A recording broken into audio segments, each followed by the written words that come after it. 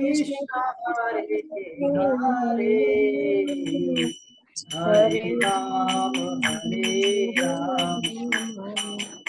राम राम हरे हरे हरे कृष्ण कृष्ण कृष्ण हरे हरे हरे राम राम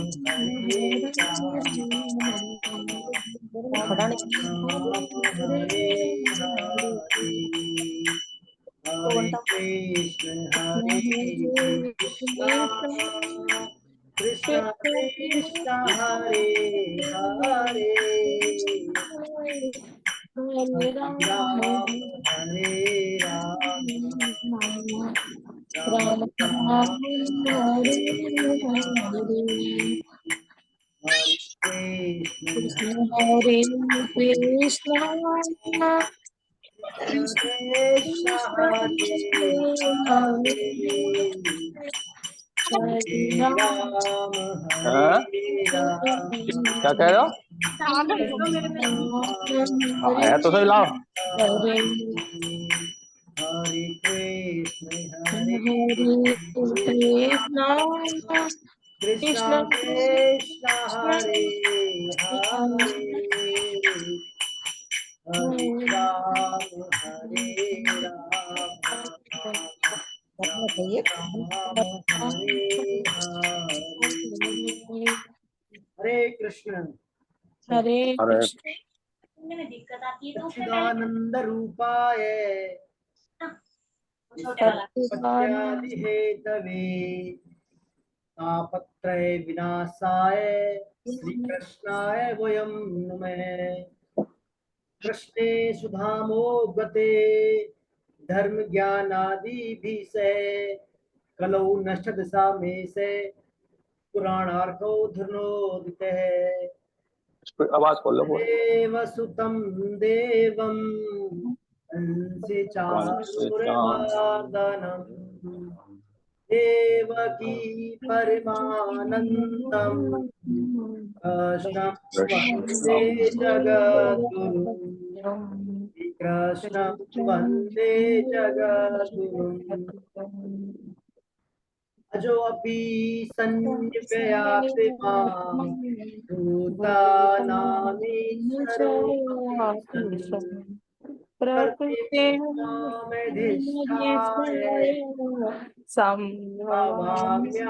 भावाम्यात्ममायया यदा यदा हि धर्मस्य ग्लानिर्भवति भारत अभ्युत्थानमधर्मस्य तदात्मानमृजाम्यहम् परित्रणाय साधूनां विनाशाय च दुष्कृताम् धर्मसंस्थापनार्थाय संभवामि युगे युगे कश्चित् मे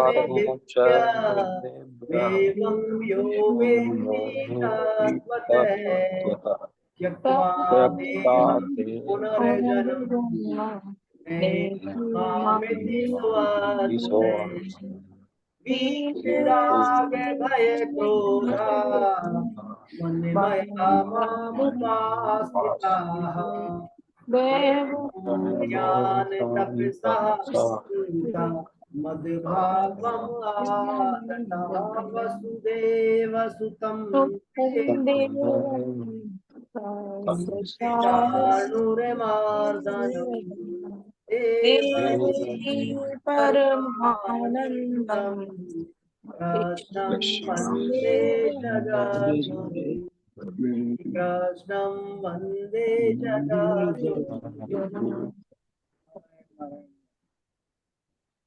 प्रार्थना करेंगे हम अभी। नहीं है मेरा संसार, नहीं है मेरा यह संसार, ना है मेरे लिए, ना है यह मेरे लिए।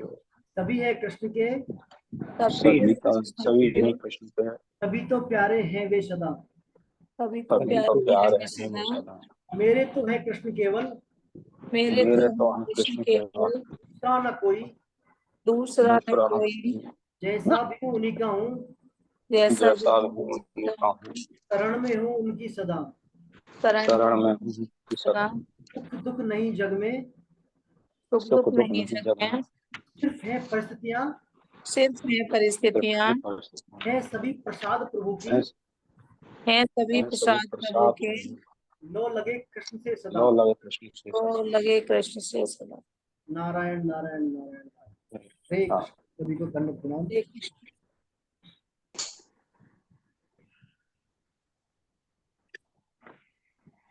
अपना अपना कैमरा ऑन कर लें प्लीज, कैमरा अपना अपना ऑन कर लें।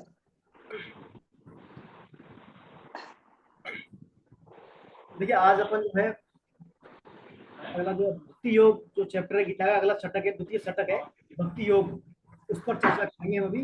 पहले हम जो है गीता के 6 चैप्टर पढ़ चुके हैं ज्ञान योग और कर्म योग के बारे में। अब जो है आगे जो चैप्टर आएंगे 6 चैप्टर आएंगे ये भक्ति योग के बारे में रहेंगे। इसमें भगवान बताते हैं कि एक भक्त के क्या क्या लक्षण होने चाहिए और कैसे कैसे भक्त मुझे प्रिय है ताकि जो है वो मेरा प्रेम प्राप्त कर सके। ये बात जो है अपन पढ़ेंगे। तो एक बार अपन समराइज करते हैं। भगवत गीता के आरंभ में जब अर्जुन जब मोहित अवस्था में आ जाते हैं विषाद योग नामक अध्याय में, तो भगवान जो है अर्जुन का विषाद या मोह दूर करने के लिए दूसरा अध्याय सांख्य योग बोलते हैं। सांख्य योग के माध्यम से अर्जुन को भगवान उपदेश देते हैं। सांख्य योग में भगवान जो है अर्जुन को बताते हैं कि चूंकि अर्जुन जो है अपने स्वजनों और परिजनों को के शरीर को देखकर मोहित हो रहा है कि भाई इनका ये मारे जाएंगे युद्ध में, और मारे जाएंगे तो क्या स्त्रियां विधवा हो जाएंगी और फिर जो है कुल वर्ण संकर हो जाएगा, कुल घाती हो जाएंगे और इस प्रकार जो है पूरा कुल का नाश हो जाएगा। तो भगवान उसको सबसे पहले सांख्य योग में अर्जुन को देह देही का ज्ञान देते हैं। देह देही का विवेचना करने के बाद भगवान बताते हैं कि अर्जुन जो है आप देही है ना कि देह, क्योंकि देही जो है देही जो है आत्मा अजर है, अमर है, अविनाशी है और शाश्वत है, इसका कभी अंत नहीं होता। ये ज्ञान जो है भगवान अर्जुन को देते हैं। इसके बाद फिर जो है देह देही की विवेचना के बाद भगवान अर्जुन को बताते हैं समता के बारे में, अर्थात योग समतम योग समता के बारे में। अर्जुन तुम्हें अपना कर्तव्य कर्म या जो युद्ध है यहाँ पर अपना कर्म ये समता में स्थित होकर करना है। समता में स्थित होकर करने से तात्पर्य राग द्वेष लाभ हानि मान अपमान जय पराजय सुख दुख सब में समान होकर युद्ध करना है आपको। चूंकि आपका क्षत्रिय हो और आपका एक कर्तव्य कर्तव्य युद्ध करना, तो अर्जुन को भगवान जो है समता के माध्यम से युद्ध करने की बात कहते हैं। इसके बाद फिर अर्जुन को भगवान बताते हैं अर्जुन समता में कैसा आया जाए, कैसे आप समता में रहें। तो इसके भगवान जो है अर्जुन को तरीके बताते हैं कि आपको जो है इंद्रियों को सीमित रखना है ना, और आपको जो है आपकी बुद्धि में एक निश्चय होना चाहिए, अर्थात आपकी दृढ़ निश्चय वाली बुद्धि होनी चाहिए, अर्थात आपकी व्यवसायत्मिका बुद्धि होनी चाहिए।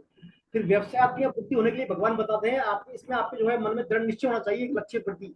उसके लिए भगवान बताते हैं स्थिति प्रज्ञ कि आपको स्थिति प्रज्ञ रूप में आचरण करना चाहिए। फिर स्थिति प्रज्ञ की तरह आचरण करने के बाद भगवान बताते हैं कि स्थिति प्रज्ञ मनुष्य के लक्षण क्या होते हैं, कैसे वो आचरण करता है, कैसे व्यवहार करता है। ये सब बात बताते बताते अर्जुन को भगवान अर्जुन तू जो है समता में स्थित होकर युद्ध कर। ऐसा जब अर्जुन से भगवान कहते हैं तो अर्जुन थोड़ा कंफ्यूज जाते हैं। अर्जुन कहते हैं भगवान कभी तो आप योग में स्थित होकर युद्ध करने के बोलते हो, कभी आप कहते हो कि मतलब जो है मैं मेरा कर्म करूं, कभी समता में स्थित होकर मैं कंफ्यूज हो रहा हूँ। तो आप मेरे लिए वही बात कहिए जो मेरा कल्याण करने वाली हो। क्योंकि अर्जुन में श्रेय की भावना है, अर्थात अपने कल्याण करने की भावना है अर्जुन में। इसलिए अर्जुन कहता है जो है मेरा भगवान वही बात कहता है जिससे मेरा कल्याण हो। तो भगवान फिर इसको अर्जुन को कर्म योग के बारे में अगले अध्याय में बताते हैं।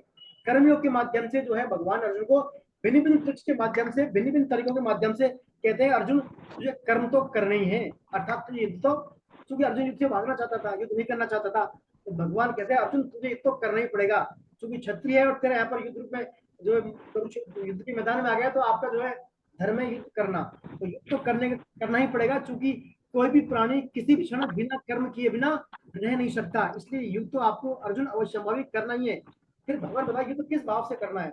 एक भगवान कहता है युद्ध तुझे क्या कर्तव्य कर्म मानकर अर्थात तेरा धर्म मानकर युद्ध करना है। ये बात जो है अर्जुन को भगवान बताते हैं। फिर भगवान भिन्न भिन्न प्रकार के कर्म बताते हैं, अर्जुन तुझे कर्म किस प्रकार करने हैं, कर्म अकर्म और विकर्म का तत्व बताते हैं भगवान। ये बताने के बाद फिर भगवान कहते हैं कि जो अर्जुन तुझे तेरे पास जो भी सामर्थ्य है क्षमता है या जो भी तेरे पास प्रॉस्पेरिटी है उसका उपयोग या तो कर्म योग के माध्यम से संसार के लिए कर, संसार की सेवा में करना चाहिए। ऐसा व्यक्ति जो संसार की सेवा में अपनी सामर्थ्य का उपयोग नहीं करता तो वह क्या है, चोर है। देवताओं के द्वारा जो सामग्री दी गई है अपने कर्तव्य निर्वहन के लिए जीवन निर्वहन के लिए उसका यदि कोई व्यक्ति खुद की इंद्रिय तृप्ति के लिए उपयोग करता है, अर्थात संसारी सेवा में उसको नहीं लगाता, जरूरतमंदों की सेवा में नहीं लगाता, तो ऐसा व्यक्ति को भगवान ने चोर बताया है। ये कहने के बाद फिर भगवान बताते हैं कि आपको अपना जो कर्तव्य कर्म है, अर्थात तो यज्ञ बोला है कि यज्ञ रूपी कर्तव्य में आपको अवश्य अर्जुन अवश्य करना चाहिए। इसको करने से क्या होगा, मेरी जो है उपलब्धता, हमेशा निष्काम कर्तव्य कर्मों में मैं उपलब्ध रहता हूँ। ऐसा व्यक्ति यदि कोई निष्काम कर्म करेगा तो वो मेरे हमेशा सम्मुख रहेगा, ऐसा भगवान बताते हैं। इसके बाद भगवान कहते हैं अर्जुन जो है व्यक्ति सब ये जानते हुए भी पाप क्यों करता है, कामना के वश होकर।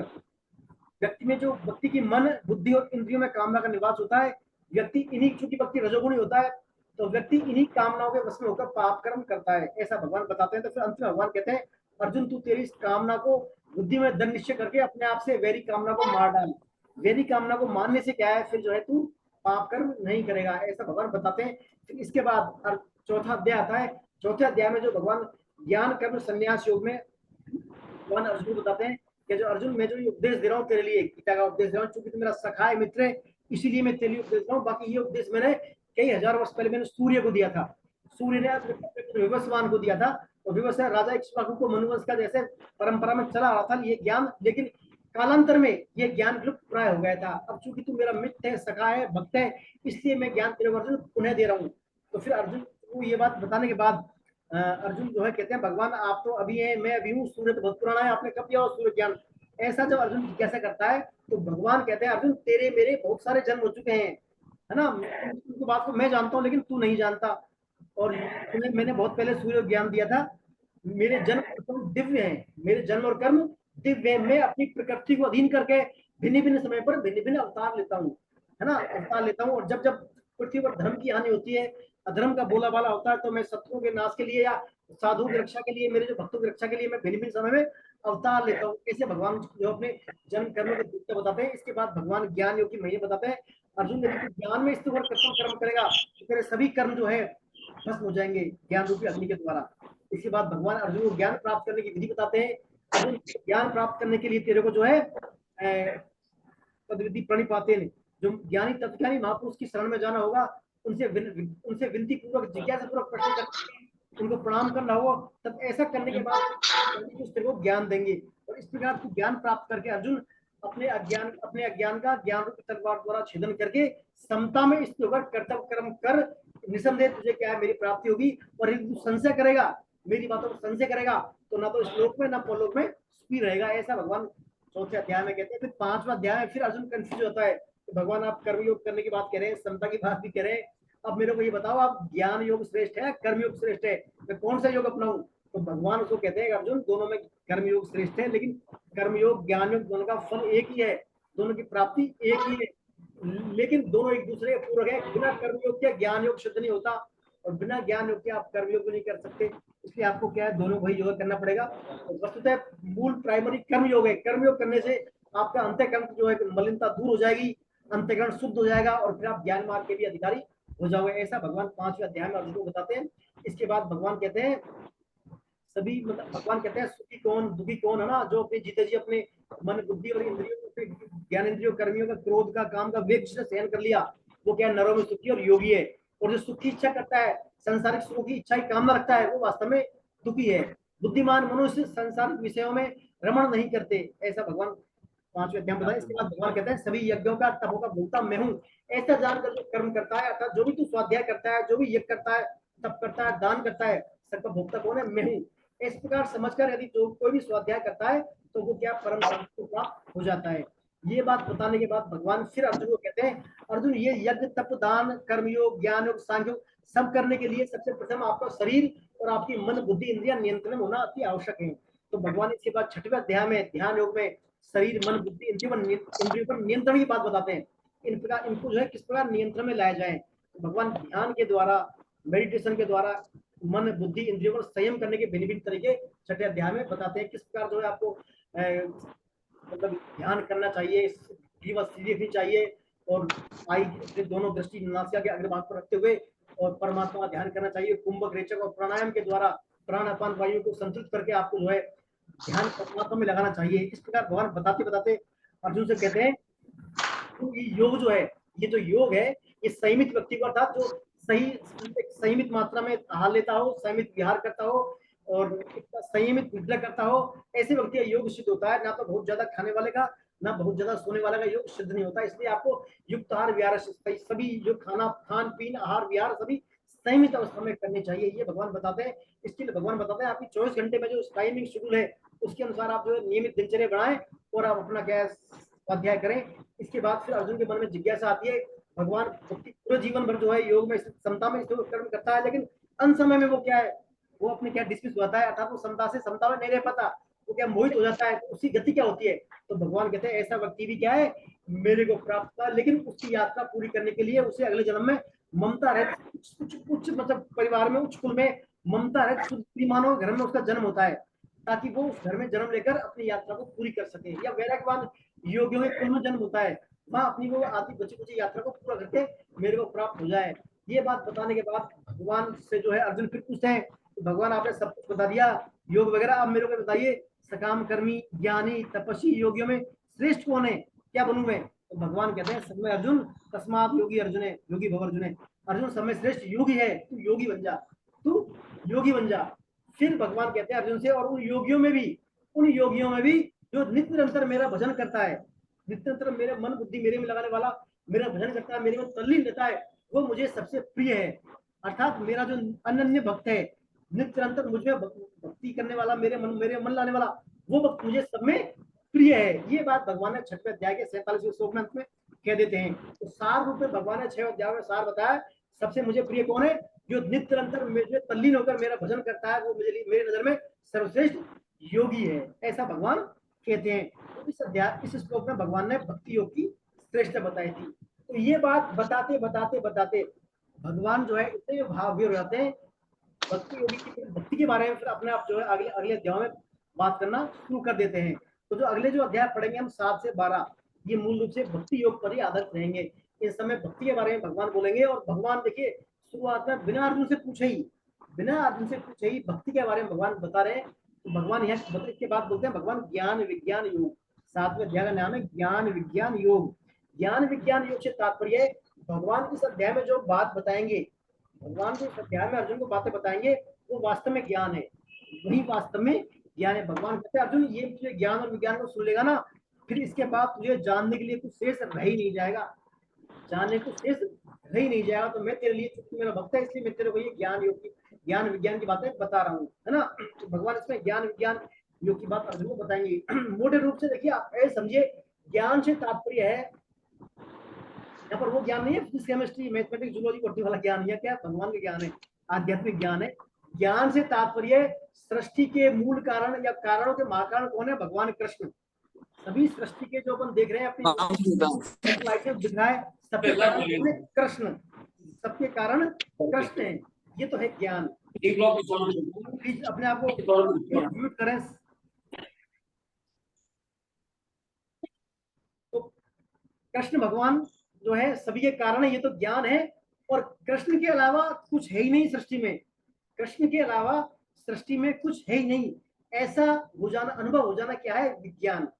ऐसा अनुभव हो जाना क्या है, विज्ञान है। तो भगवान यहाँ पर ज्ञान विज्ञान का यही बताता है अर्जुन को कि सब कुछ जो है सृष्टि में मैं ही मैं हूँ अर्जुन, ये तो ज्ञान है, और मेरे अलावा कुछ है नहीं है, ऐसा तुझे अनुभव हो जाएगा, तो वो है विज्ञान। तो ज्ञान विज्ञान जो है भगवान यही बात बताते हैं। तो आइए देखिए, ज्ञान विज्ञान में 2-3 बातें और आती है। एक तो आता है ज्ञान, एक आती है भक्ति। कहते हैं बिना ज्ञान के भक्ति अंधी होती है। आपको ज्ञान नहीं है, आपको शास्त्रों ज्ञान नहीं है, संत महात्माओं का, साधु संतों का और शास्त्रों का जानकारी नहीं है, तो उसके बिना भक्ति फिर आपकी प्रॉपर है नहीं, है ना, भक्ति नहीं हो सकती। और बिना भक्ति के ज्ञान भी आपका जो है लंगड़ा है, विकलांग है, मानिए बिना भक्ति के। आपने ज्ञान तो सब कर लिया, कर्म योग ज्ञान सब पढ़ लिया, लेकिन आपने भगवान के प्रति समर्पण का भाव है ही नहीं आपने, है ना, समर्पण का भाव भगवान में है ही नहीं, संसार में सेवा करने वाला भाव है ही नहीं, तो वो भक्ति भी फिर आपकी जो है अधूरी है। तो वस्तुतः ज्ञान और भक्ति एक दूसरे के पूरक हैं। गीता जो है, गीता में गीता को बोलते हैं त्रिवेणी, ज्ञान भक्ति और कर्म, कर्म के लिए बोलते गीता। आप चाहे कितने ज्ञानी हैं, कितने भक्त हैं, जब तक आपकी क्षमताओं का उपयोग संसार के लिए, जरूरतमंदों के लिए नहीं होगा, तब तक आपका जो है ज्ञान कोई काम का ही नहीं है। कहते हैं आपको योगी बनने से पहले उपयोगी होना बहुत जरूरी है। आप योगी तो बन रहे हैं ठीक है, लेकिन योगी बनने से पहले एक बार उपयोगी तो बनिए समाज के लिए। आप समाज के लिए, संसार के लिए, जरूरतमंद के लिए उपयोगी बनिए, ताकि आपकी सामर्थ्य का, क्षमताओं का जो है सदुपयोग हो सके। क्योंकि क्षमता किस होती है? शरीर में, मन में, बुद्धि में। अब भगवान कह रहे हैं सब कुछ मैं ही हूँ, शरीर जो मेरा जो मेरी प्रकृति का है, मेरे द्वारा शरीर दिया हुआ है, सब कुछ मेरा है, लेकिन तो इनका जो है क्षमताओं का उपयोग तो संसार भी मेरा है, लेकिन उपयोग तो होना चाहिए। तो बिना उपयोग का क्या है, फिर ज्ञान भक्ति भी अधूरी है। तो यहाँ पर भगवत गीता ज्ञान, भक्ति और कर्म तीनों की त्रिवेणी है, तीनों की बात बोलती है। तो आइए अपन शुरू करते हैं। पहला श्लोक इसका ज्ञान विज्ञान योग नामक 7वें अध्याय का पहला श्लोक पढ़े आप। पहला श्लोक कौन पढ़ेंगे? पहला श्लोक मैं पढ़ती हूँ भैया। हाँ पढ़ेंगे। श्री भगवानुवाच मय्ययासक्तमना पार्थ योगहि युज्जन्म मदाश्रयः असंशयं समग्रं माये यथा ज्ञानयसि तच्छृणु। नेक्स्ट पढ़िए, नेक्स्ट पढ़िए नंबर 2। ज्ञानन्ते हम सविज्ञानम् इदं वक्ष्याम्यशेषतः यज् ज्ञात्वा ने भूयोऽन्यज् ज्ञातव्यमवशिष्यते। तो देखिए भगवान बोल रहे हैं इसमें, बिना अर्जुन के पूछे ही भगवान, बिना अर्जुन के पूछे भगवान बोल रहे हैं। भगवान कह रहे हैं मय्यासक्त मना पार्थ है योगम युंजन मदाश्रय, मतलब मेरे में आसक्त मन वाला। हे प्रथानंदन, हे अर्जुन, मुझ में आसक्त मन वाला मेरे आश्रित होकर योगम युंजन मदाश्रय था, योग का अभ्यास करता हुआ मेरे जिस समग्र रूप को निसंदेह जान सकेगा, उसको तू सुन, उसको तू सुन। तेरे लिए मैं यह विज्ञान से ज्ञान संपूर्णता से कहूंगा, जिसको जानने के बाद फिर इस विषय में जानने योग्य कुछ भी अन्य शेष नहीं रह जाएगा। तो भगवान क्या बात बता रहे हैं? हे अर्जुन, मुझ में आसक्त मन वाला और मेरे आसक्त होकर। तो पहला वर्ड है मय्यासक्त मना। मय्यासक्त मना से तात्पर्य मेरे में आसक्त मन, अर्थात उसका मन जो है मेरे में आसक्त हो, मतलब उसको जो मेरी याद करनी नहीं पड़ती अर्जुन, उसको मेरी याद करनी नहीं पड़ती, प्रत्युत स्वाभाविक मेरी याद आती है उसको, अर्थात उसको मेरी विस्मृति कभी होती नहीं। ऐसा मन वाला कहलाता है मय्यासक्त मना।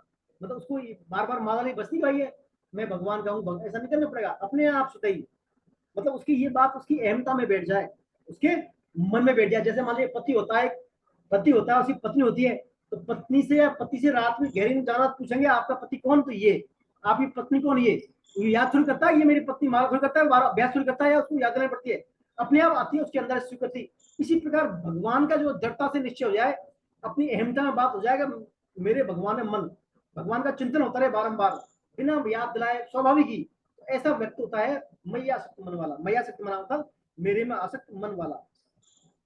ऐसे व्यक्ति में क्या है ना, साधक के मन, ऐसे व्यक्ति में क्या है, संसार का आदर सत्कार मान बढ़ाई, शरीर के आराम आदि में किंचित मात्र भी आसक्ति नहीं होती, केवल भगवान की तरफ या परमात्मा की तरफ ही हिसाब होता है। ऐसा व्यक्ति होता है मय्यासक्त मन, अर्थात मेरे में आसक्त मन वाला व्यक्ति ऐसा होता है, बिना उसके स्वाभाविक उसका मन में रहे।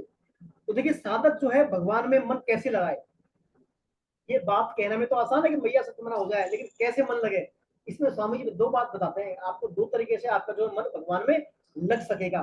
कैसे लग सकेगा मन?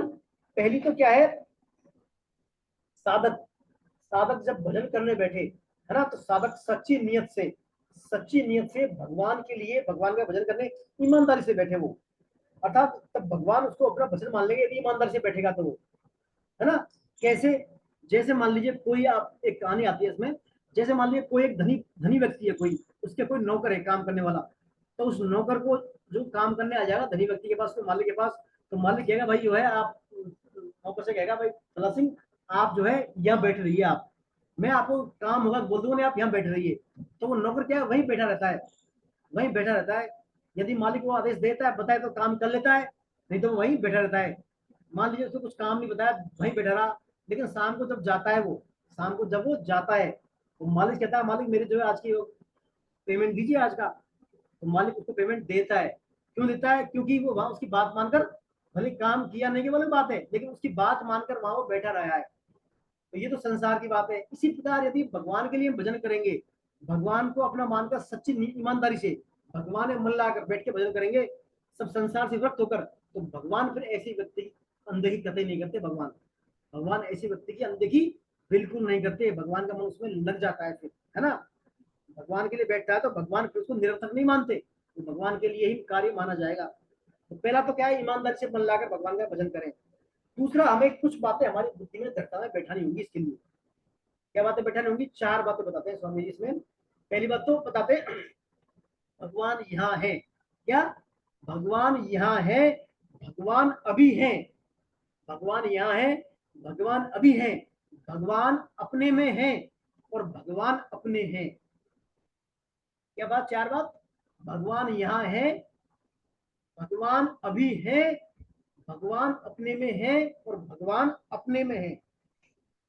कोई भी देश काल व्यक्ति वस्तु परिस्थिति घटना क्रिया उनसे रहित है ही नहीं। इस बात को दृढ़ता से मानते हुए भगवान नाम में, प्राण में, मन में, बुद्धि में और शरीर में, शरीर के कण कण में परमात्मा है, इस भाव की जागृति रखते हुए नाम जप करें तो साधक जो है बहुत जल्द ही भगवान में मन वाला बन जाता है ना। 2 बातें हैं। क्या क्या? माने 4 बातें। भगवान यहाँ है, अभी है, मेरे में, अपने में, अपने हैं। ऐसा मानता हुआ भगवान, फिर व्यक्ति सोचता है कोई भी देश काल व्यक्ति परिस्थिति घटना प्रतिक्रिया कुछ में भी, कहीं भी, कण कण में, हर जगह परमात्मा से रहित वो है ही नहीं, परमात्मा विराजमान है। ऐसा मानकर भक्ति भजन करे तो फिर वो क्या है, भगवान में मैया सत्य मना था, भगवान में आसक्त मन वाला बन जाता है। तो ये है अर्थ मैया सत्य मना वाला। क्या क्या? बिना उसको मतलब कहे ही, बिना फोर्स किए ही, बिना याद दिलाई, अपना भी मन में उसके भगवान की याद आती रही। तो ऐसे है मैया सत्य मना वाला। दूसरा वर्ड आता है इसमें, मैया सत्य मना पार्थ योगम युंजन मदाश्रय। मद आश्रय मतलब मेरा आश्रय लेने वाला, अर्थात मेरे पर ही वो आश्रित रहे। पहले तो मेरे मन वाला, दूसरा क्या, मेरे में आश्रित। तो मेरे में आश्रित होने से तात्पर्य मतलब शरणागति वाला भाव। उसमें क्या है, मेरे प्रति शरणागति वाला भाव हो, अर्थात जो है केवल मेरी आशा, मेरा ही भरोसा, मेरा ही सारा और मेरा ही वो विश्वास रखे। अर्थात सर्व था जो मेरे पर आश्रित रहे वो मुझ में आसक्ति वाला, तो मेरे आश्रित वाला है। बस तो देखिए, शरणागति में 5 चीज आती हैं। हम जो है 5 चीज देखते हैं शरणागति में। यदि 5 चीज हम अपने जीवन में अप्लाई कर लें भगवान के संदर्भ में, तो हम क्या है, शरणागति की तरफ उच्च गति से बढ़ते हैं। तो देखिए, शरणागति में 5 चीज आती है। पहला आता है आश्रय। पहला क्या आता है? आश्रय। आश्रय से तात्पर्य हम हर किसी का, जिसका, जैसे मान लीजिए अपन बैठे हैं अपनी सीट पर, या मैं बैठा हूँ अपनी सीट पर, अपन किसी का पृथ्वी का आश्रय लेकर बैठे हैं। पृथ्वी का आश्रय लेकर तो बैठे हैं अपन, पृथ्वी पर टिके हुए हैं। यदि पृथ्वी नहीं हुई तो आश्रय कैसे मिलेगा? तो अपना पृथ्वी का आश्रय। इसी प्रकार व्यक्ति ये समझे कि मैं जो है, जो भी कुछ कर रहा हूँ, जो भी कुछ हूँ, भगवान की वजह से हूँ, अर्थात भगवान का आश्रय हूँ। भगवान की वजह से ही मैं जो कुछ कर रहा हूँ, सब कुछ मेरा जो आधार है वो कौन है? भगवान। तो पहला तो ये आश्रय ली, है ना।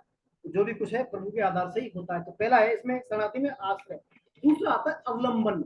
अवलंबन से तात्पर्य है, जैसे मान लीजिए आपके हाथ का कोई फ्रैक्चर होता है, हाथ की हड्डी टूट जाती है, तो अगर हाथ में प्लास्टर बांधने के बाद गले में पट्टी बांधते हैं, अगर डोरी हाथ में यूं रख लेते हैं, है ना, तो गले को क्या होता है, गले को, जिसको हाथ को गले का अवलंबन प्रदान करते हैं अपन, हाथ जो है गले के प्रति अवलंबित हो जाता है। मतलब इसी प्रकार संसार से निराशा और अनाशित होकर भगवान के गले पड़ना, है ना, अर्थात भगवान को पकड़ लेना, भगवान का अवलंबन कहलाता है। हाथ तो गला पड़ता है तो अपना गले के अवलंबित है अपने अवलंब सहारे के लिए। और यदि भगवान, अपन जो है भगवान के गले पड़ जाएंगे, अर्थात भगवान का ही सहारा समझेंगे, तो वो भगवान को अवलंबन कर मानना हो गया, अर्थात भगवान पर ही हम जो है डिपेंडेंट हो गए, भगवान के प्रति अवलंबन है।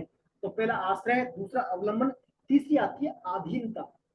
अधीनता से तात्पर्य, मान लीजिए किसी व्यक्ति कोई अपने धनबल भुजबल जोर जबी से अपने अधीन कर लिया, अर्थात अपना गुलाम बना ले, या व्यक्ति स्वेच्छा से उसका गुलाम बन जाए, तो वो क्या होता है, उसकी अधीनता हो जाता है। इसी प्रकार व्यक्ति जो है अनन्य भाव से, सब भावों से भगवान का दास बन जाता है और केवल भगवान को अपना स्वयं मान लेता है, तो भगवान की अधीनता कहलाती है। वो क्या कहलाती है? भगवान की अधीनता। अर्थात वो भगवान को अपना स्वामी मान ले, आप अपने आप भगवान का दास बन जाए सबका, तो वो भगवान की अधीनता ग्रहण करना हो गया। तो आश्रय, अवलंबन, अधीनता। और चौथा आता है प्रपत्ति।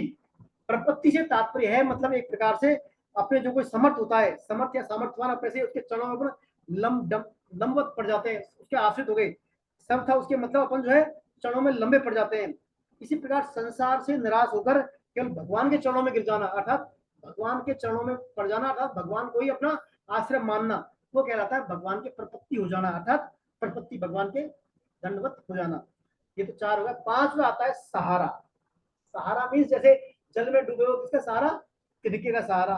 या कोई वृक्ष लता रस्सी का सहारा मिल जाता है, ऐसे ही संसार में जो है बार बार जन्म मरण लेते हैं हम। तो संसार में बार बार जन्म मरण के जो डूबने का भय है, इसमें भगवान का सहारा लेना क्या है, सहारा है भगवान का लेना, वो है भगवान की शरणागति का माध्यम।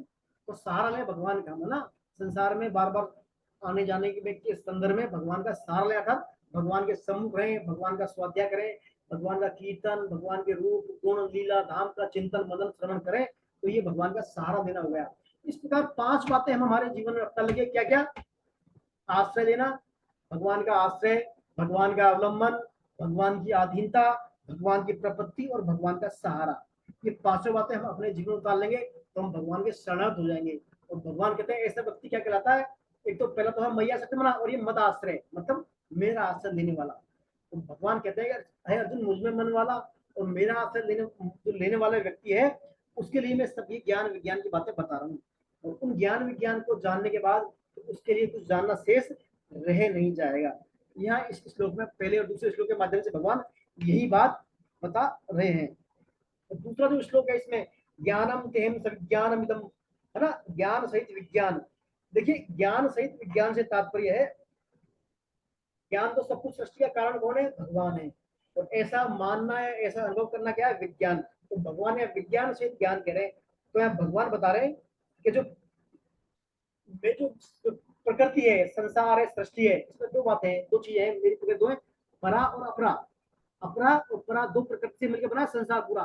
परा प्रकृति भी मेरी है और अपरा प्रकृति भी मेरी है ना। परा प्रकृति से तात्पर्य जो सोल है, आत्मा जीव, वो तो मेरी परा प्रकृति है, वो श्रेष्ठ है, अविनाशी है, अमर है, अजर है और श्रेष्ठ है, वो ना, वो क्षणिक, वो नाशवान नहीं है, वो तो परा प्रकृति है। और एक आती है अपरा प्रकृति। अपरा प्रकृति से तात्पर्य है जो पंच महाभूत अर्थात पृथ्वी जल अग्नि वायु आकाश, पंच महाभूत, इसके अलावा 3 तत्व और है, मन बुद्धि अहंकार, ये 8 तत्वों से मिलकर मेरी अपरा प्रकृति है। तो सृष्टि में परा अपरा के अलावा कुछ है ही नहीं, अर्थात इनकी परा अपरा की स्वतंत्र सत्ता नहीं है, यह ज्ञान है। सृष्टि में परा अपरा प्रकृति की स्वतंत्र सत्ता नहीं है, अर्थात मतलब कृष्ण ही कारण है, कृष्ण है, तो ये तो ज्ञान है। और अपरा परा सब कुछ भगवान ही है, अर्थात भगवान इसका कुछ है नहीं, ऐसा हो जाना मानना क्या है, विज्ञान है। अतः अहम सहित सब कुछ भगवान है। अतः देखिए सुनिए, मन बुद्धि अहंकार था ना, अहम सहित सब कुछ भगवान ही है, यही विज्ञान सहित ज्ञान है। क्या है, ज्ञानम तेम विज्ञानम, अहम सहित सब कुछ कौन है, भगवान ही है, ये क्या है, विज्ञान सहित ज्ञान है। केवल ज्ञान से तो मुक्ति हो जाती है, अर्थात ज्ञान से तो मुक्ति होती है, पर प्रेम का अनंत आनंद तभी मिलता है जब उसके साथ विज्ञान भी हो। तो देख ज्ञान से तो, ज्ञान है ना कि सृष्टि के कारण भगवान है, ज्ञान से तो अखंड रस मिलता है। क्या मिलता है, ज्ञान से अखंड रस मिलता है। और विज्ञान से मिलता है असीम रस, अर्थात भगवान का प्रेम मिलता है विज्ञान से। ज्ञान से मुक्ति मिलती है और विज्ञान से भगवान की भक्ति मिलती है, भगवान का प्रेम मिलता है। तो भगवान कहते हैं ज्ञान विज्ञान दोनों ही आवश्यक है। तो ज्ञान को समझे, ज्ञान तो क्या है, धन की तरह है, और विज्ञान आकर्षण है। जैसे धन के आकर्षण में जो सुख है, जैसे धन के आकर्षण में जो सुख है वह धन में नहीं है। धन के जो आकर्षण में पहले सुख आता है, धन से मिलने से पहले, वो फिर धन में सुख, वो धन में सुख जो आकर्षण नहीं है। ऐसे ही विज्ञान या भक्ति में जो आनंद है वह ज्ञान में नहीं है। ज्ञान में तो अखंड रस, पर विज्ञान में प्रतिक्षण वर्धमान अर्थात असीम भगवान का प्रेम रस है। इसलिए विज्ञान सहित ज्ञान कहने में भगवान का लक्ष्य मुख्य रूप से विज्ञान की तरफ है, उसी को भगवान ने श्रेष्ठ बताना चाहते हैं, क्योंकि विज्ञान सहित ज्ञान भगवान की समग्रता का प्रतीक है। अर्थात समग्रता मतलब ऑल ऑफ, पूरा सब कुछ, समष्टि ही विज्ञान से ज्ञान भगवान की समष्टि का प्रतीक है। ये इस दूसरे श्लोक के माध्यम से भगवान जो है बता रहे हैं।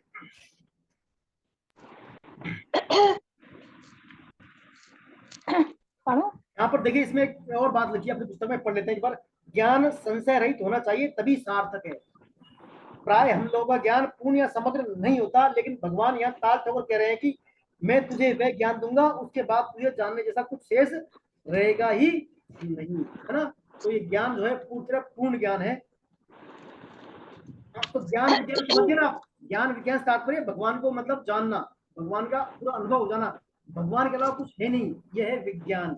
और सृष्टि में सब कुछ भगवान ही ये ज्ञान। तो ज्ञान विज्ञान दोनों ही को भगवान यहाँ वरीयत दी है। अर्थात हम कह सकते हैं कि संपूर्णता से जानते हैं, भगवान को संपूर्णता से जानना, अर्थात कारण भी है और इसके अलावा कुछ भी नहीं, ऐसा संपूर्णता से जानना कहलाता है ज्ञान सहित विज्ञान, तो ये ज्ञान सहित विज्ञान भगवान ने यही बात बताया है। तो अब अपने मन में प्रश्न आता है, देखिए भगवान जब समग्र रूप से जानने के बाद कुछ भी जानना बाकी नहीं है, फिर भाई सब कुछ सृष्टि में भगवान है, इसके अलावा कुछ है नहीं, बाकी क्या रहा? तो फिर ऐसा यदि है तो मनुष्य है, ऐसा यदि है तो मनुष्य भगवान के समग्र रूप को क्यों नहीं जान लेते? भगवान के समग्र रूप को मनुष्य क्यों नहीं जानते? क्योंकि बहुत कम मनुष्यों में भगवान को जानने की इच्छा होती है, अर्थात अपने कल्याण की इच्छा क्या है, बहुत कम मनुष्य में होती है, सभी में नहीं होती अपने कल्याण की इच्छा। तो अगला श्लोक इसके बारे में आइए पढ़ते हैं, 7.3 श्लोक पर आ जाइए। मनुष्याणां सहस्रेषु कश्चिदति सिद्धये यत्तामपि सिद्धानां कश्चिन् मां वेत्ति तत्वतः।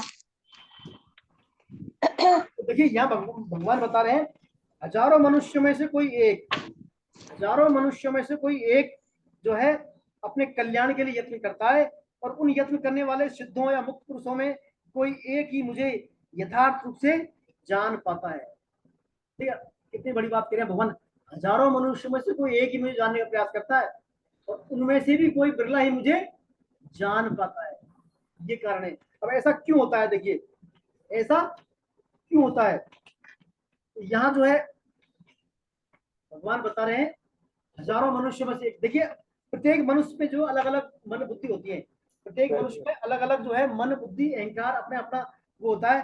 तो भगवान कहते हैं हजारों मनुष्य में से कोई एक ज्ञान प्राप्ति या मुक्ति के लिए प्रयत्न करता है, और ऐसे सिद्ध पुरुष में कोई एक ही भगवान को तब से जान पाता है, अर्थात भगवान को समग्र रूप से जान पाता है। क्यों? क्योंकि अधिसंख्य मनुष्यों की जो इच्छा है, अधिसंख्य जो ज्यादातर मनुष्य की क्या सिर्फ क्षुद्र को जानते हैं। एक जो है देखिए क्षुद्र और एक है विराट। क्षुद्र से तात्पर्य संसारिक चीजें, अर्थात भगवान की अपरा प्रकृति जो संसार में दिख रही है माया, तो क्षुद्र है, नाशवान चीजें। तो ज्यादातर लोगों की दृष्टि इन क्षुद्र चीज की तरफ जाती है। विराट जो चीज है, विराट की तरफ दृष्टि बिरलों की ही जाती है, सभी की नहीं जाती विराट की तरफ। तो यहाँ भगवान कह रहे हैं मनुष्य वही जो अपने लक्ष्य प्राप्ति के लिए जागृत है, अर्थात पशुओं की तरह खाना पीना और ऐशो आराम जिनका लक्ष्य है, वे वास्तव में मनुष्य नहीं है। देखिए मनुष्य अपना कौन है? जो अपने नियति और धर्म का पालन करे वो मनुष्य है। भगवान ने मनुष्य की परिभाषा बताई है इसमें, जो नियति और अपने धर्म का पालन करे वो क्या है? मनुष्य है। बाकी जो है और कौन है? वो सब और सब जो है पशुओं की तरह क्या है? आहार निद्रा भय मैथुन में लगने वाले हैं, है ना। तो यहाँ पर भगवान कहते हैं उन मनुष्यों में से भी जो तत्व को जानने का प्रयास करता है, तत्व जानने का जो प्रयास करता है वो क्या है? बिरला ही होता है। तो ये इसलिए बात है इसमें, देखिए होता क्या है, जैसे व्यक्ति संसार में व्यक्ति क्या आता है? जब संसार में व्यक्ति आता है तो जीवात्मा बन जाता है, वो जीव होता है पहले भगवान का शुद्ध रूप। जैसे ही भगवान की प्रकृति या अपरा प्रकृति संसार से अपना अटैचमेंट बैठाता है, तो वो इनका अपने आप को मालिक मानने लग जाता है। वो क्या कहता है? अपने आप को मालिक मानने लग जाता है। तो मालिक जब अपने को मानता है तो फिर वो अच्छे बुरे कर्मों में, ऊंच नीच योनियों में उनके कारण आता जाना आवागमन उसका शुरू हो जाता है। तो ऐसा शुरू होने के पश्चात क्या है? फिर वो भगवान से विमुख होता ही रहता है। तो इसमें देखिए दो बातें हैं। एक तो है कि जो अपने संसार से जो ज्ञान स्थापित कर लिया, मान लिया अपन ने ज्ञान, संसार से अपने ज्ञान मान लिया। देखिए इसको ऐसे समझे आप, जैसे गुरु शिष्य है, कौन है? एक है गुरु, एक है शिष्य। तो शिष्य के लिए वो गुरु है और गुरु के लिए वो शिष्य है। तो इसमें तीसरी बात क्या है? दोनों का संबंध। एक तो गुरु एक शिष्य और एक दोनों का संबंध। तो जो दोनों का संबंध है गुरु शिष्य का, वो संबंध क्या? माना हुआ है। भाई मान रखा ना, गुरु ने उसको शिष्य को मान लिया, शिष्य ने गुरु को मान लिया, तो संबंध क्या? माना हुआ है। लेकिन वास्तव में संबंध है क्या? वो जब तक उन्होंने मान रखा तभी है, जिस दिन मानना बंद कर देंगे तो संबंध खत्म हो जाएगा। इसी प्रकार जो व्यक्ति है, व्यक्ति संसार में आता है ना, व्यक्ति संसार में आता है तो व्यक्ति का भी क्या है? फिर जीव और एक संसार, तो जीव और संसार के बीच में जो संबंध स्थापित करते हैं जो ना आपस में, उनसे क्या है? क्या बन जाता है? जीवात्मा, अर्थात अपने आप को मालिक मान लेता है प्रकृति का, कि ये सब कुछ मेरी प्रकृति है, मेरा ही है। तो ऐसा जो मानीपना आ जाता है, इस मानीपने के कारण ये दोष आ जाता है, और इस मानीपने की वजह से फिर क्या व्यक्ति भगवान के विमुख हो जाता है, अर्थात भगवान के सम्मुख वो नहीं हो पाता। फिर तो ऐसा होने के पश्चात क्या है? फिर वो तभी भगवान कहते हैं हजारों मनुष्य में से कोई एक ही बिरला होता है जो क्या संसार के से विमुख रहता है, वही अपने तत्व को, भगवान को तत्व से जान पाता है। तत्पर दृष्टि हर किसी की जाती नहीं। ये बात जो है इस श्लोक में भगवान बता रहे हैं। देखिए इसमें क्या बताते हैं भगवान, आगे कहते हैं धन मान बढ़ाई। हर कोई व्यक्ति धन चाहता है, संसार में मान चाहता है, बढ़ाई चाहता है। भोग पदार्थ आदि नाशवान पदार्थों में संस्कार रहने से, उन विषयों का संग होने पर, उन विषयों में रुचि होने पर जो भी विचार और उद्देश्य उसे विस्तृत नहीं होता, ऐसा कोई पुरुष जो है सिद्धि के लिए प्रयत्न करता है। जो व्यक्ति संसार से विरक्त है, मान बढ़ाई इनसे विरक्त है, वही भगवान के लिए प्रयत्न करता है, भगवत प्राप्ति के लिए। वास्तव में भगवत प्राप्ति जो है कठिन या दुर्लभ नहीं है, अच्छी लगन से लगने वाले व्यक्ति बहुत कम है। सच्ची लगन से लगने वाले व्यक्ति बहुत कम है। भगवत प्राप्ति दुर्लभ नहीं है। भगवान को यथार्थ से जानने वाला, उसके सगुण निर्गुण निराकार साकार समय समय पर तरह तरह के अवतार लेने वाले रूपों को तथ्य जानता है, और उसके बारे में किंचित मात्र भी वो संदेह नहीं रहता। केवल निर्गुण को जानने वाला कृष्ण को तथ्य नहीं जानता, परंतु सगुण निर्गुण दोनों को अर्थात समग्र रूप से जानने वाला ही भगवान को तथ्य जानता है। ये बात जो है भगवान इसमें बता रहे हैं। चलिए अगला श्लोक आता है। इसमें अगला श्लोक पढ़े अपन। इसमें उदाहरण दिया है लैला मजनू कहानी, आप पढ़ लेना आपने, खास नहीं है। अगला श्लोक 7.4 और 5 पे आ जाइए। 7.4 और 5 पढ़े।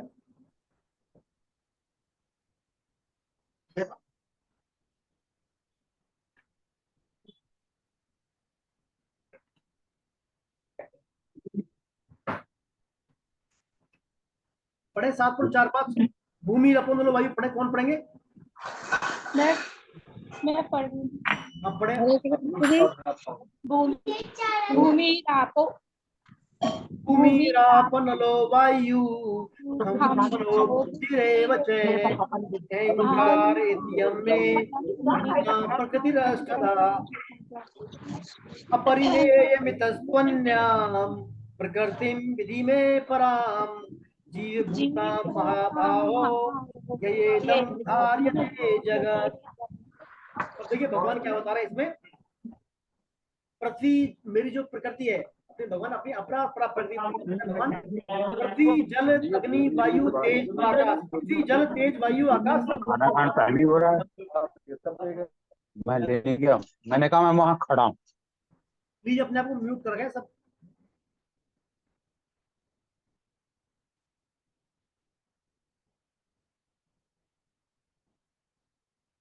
सीमा जी मैंने आपको होस्ट बना दिया है, आप ना इनको म्यूट कर रहे हैं, डिस्टर्ब होगा ना, आपको होस्ट है। तो यहाँ पर भगवान कह रहे हैं पृथ्वी जल तेज अग्नि, पृथ्वी जल तेज वायु आकाश, और ये पंच महाभूत और मन बुद्धि अहंकार, ये 8 प्रकार के जो तत्वों से मेरी भेदवानी अपरा प्रकृति है। और हे महाभाव, इस अपरा प्रकृति से भिन्न जीव रूप बनी हुई मेरी परा प्रकृति को जान, जिसके द्वारा यह जगत धारण किया जाता है, जिसके द्वारा यह जगत धारण किया जाता है। तो यहाँ भगवान कह रहे हैं 8 भेदों वाली जो मेरी प्रकृति है, 8 भेदों वाली जो मेरी प्रकृति है, ये क्या अपरा प्रकृति है, ये अपरा प्रकृति है। और इसके अलावा जो जीव रूप से मेरी प्रकृति, जीव रूप जो मेरा अंश है, वो है मेरी परा प्रकृति। तो यह देखिए उक्त 8 भेदों वाली भगवान की अपरा प्रकृति, ये निकृष्ट बहिरंगा शक्ति माया मूल प्रकृति है। देखिए आपको ऐसे समझे इसको, भगवान की 3 शक्तियां होती हैं। एक तो होती है भगवान की बहिरंगा शक्ति, एक होती है भगवान की अंतरंगा शक्ति, और एक होती है भगवान की तटस्थ शक्ति। बहिरंगा शक्ति से तात्पर्य है माया भगवान की, जो हमें अपना प्रकृति है ना, पृथ्वी जल अग्नि वायु आकाश संसार दिख रहा है अपने को, ये भगवान की बहिरंगा शक्ति है, माया इसे बोलते हैं माया। एक आती है भगवान की अंतरंगा शक्ति, वो है भगवान जीव जो है, भगवान का शुद्ध अंश जीव, ये भगवान की अंतरंगा शक्ति है। और एक होती है भगवान की तटस्थ शक्ति। जैसे मान लीजिए इसमें आते हैं जीवात्मा, कभी वो संसार की तरफ, कभी भगवान की तरफ, कभी संसार की तरफ, कभी भगवान की तरफ, तो वो तटस्थ शक्ति है। तो यहाँ पर जो है इसको अपरा प्रकृति को भगवान की बहिरंगा प्रकृति कहा गया है। बहिरंगा प्रकृति अपरा जो ना तो स्वयं को जाने और ना किसी और को जाने। प्रकृति भगवान, प्रकृति अर्थात भगवान का स्वभाव। जैसे हम अपने स्वभाव को अलग नहीं कर सकते, ऐसे ही अपरा प्रकृति भी परमात्मा के बिना स्वतंत्र सत्ता नहीं है।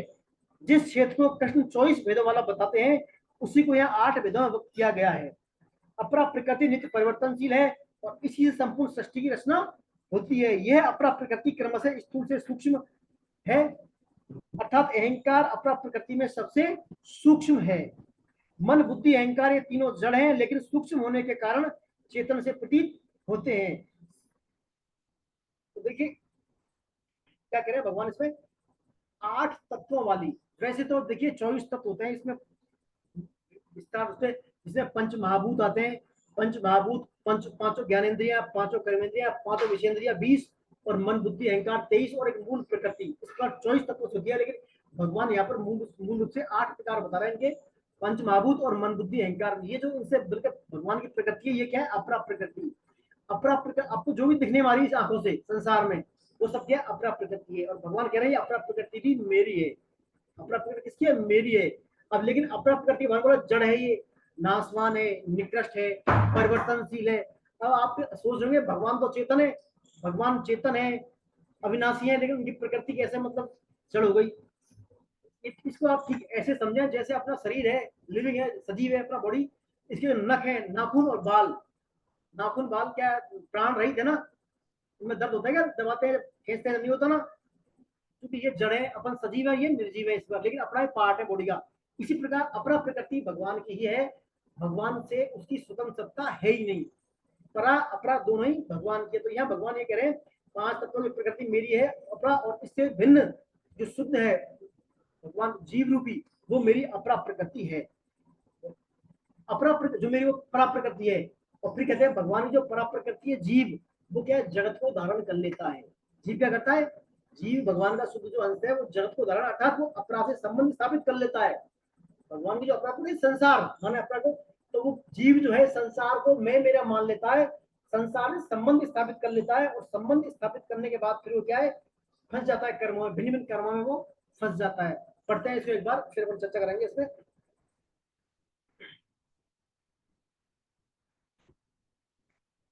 जीव का जगत को धारण करना क्या है? वास्तव में जगत भगवान का ही स्वरूप है, लेकिन जीव अपनी सुख आसक्ति के कारण इनकी स्वतंत्र सत्ता मानकर इसे जगत रूप में धारण करता है, अर्थात भगवान से विमुख होकर संसार का भोग करना चाहता है, स्वयं को इसका मालिक मानता है। यही जगत को धारण करना है, यही जगत को धारण। वास्तव में परा अपरा का संबंध संभव नहीं, अतः जीव भूतान कहा है। देखिए व्यक्ति क्या करता है, जब अपने आप को मालिक मानता है ना हर चीज का, तब फंस जाता है वो। संसार की सभी वस्तुएं भगवान की जो अपना प्रकृति है, ये अपने सदुपयोग के लिए है, इनका यूज करें अपन, बस यूज कर। जैसे अपन किसी किराए मकान में रहते हैं, तो रहिए वहां, आप किराए मकान में रहिए, आप अच्छी तरह से उसका सदुपयोग कीजिए, लेकिन उसका मालिक बनने का प्रयास करोगे आप, तो क्या फंस जाओगे फिर। जैसे आपको कार होती है ना, कार का कोई ड्राइवर होता है, तो कार चलाता है ड्राइवर, तो कार मालिक किसी दुर्घटना करते एक्सीडेंट कर दिए, उसका फंसता कौन है फिर? उसका फंसता कौन है? कार का मालिक, जो जिसके नाम से कार है, जो मालिक, वही तो उसी को पनिशमेंट होगा।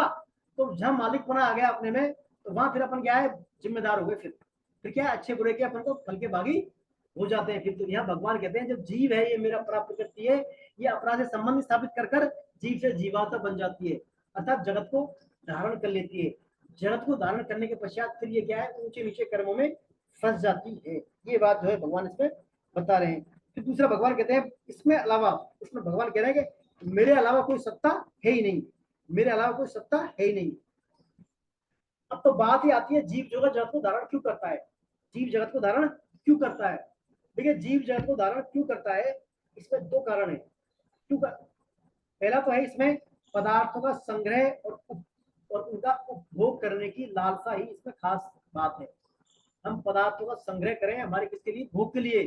तो ये संग्रह करने की जो प्रवृत्ति है, ये लालसा है, इसी कारण क्या जीव जगत को धारण करता है। अर्थात संसार में जो इसको बोलते हैं अपन, देखिए भोग संग्रह होता है। भोग संग्रह, हम जो है भोग चाहते हैं, मतलब हमारी इंद्रियों का तृप्ति के लिए भोग चाहते हैं संसार से। तो भोग करने के लिए, भोग को हम लंबे समय तक बनाए रखने के लिए वस्तुओं का, रुपयों का, धन का संग्रह करते हैं, तो वो कहता है भोग संग्रह।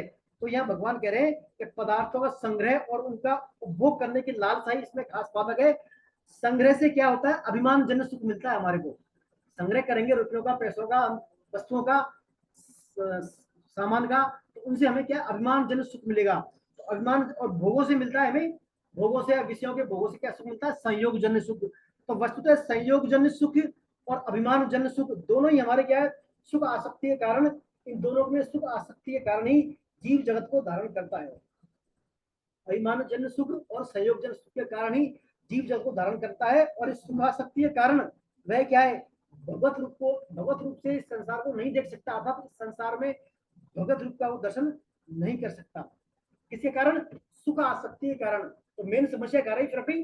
संसार में सुख आसक्ति।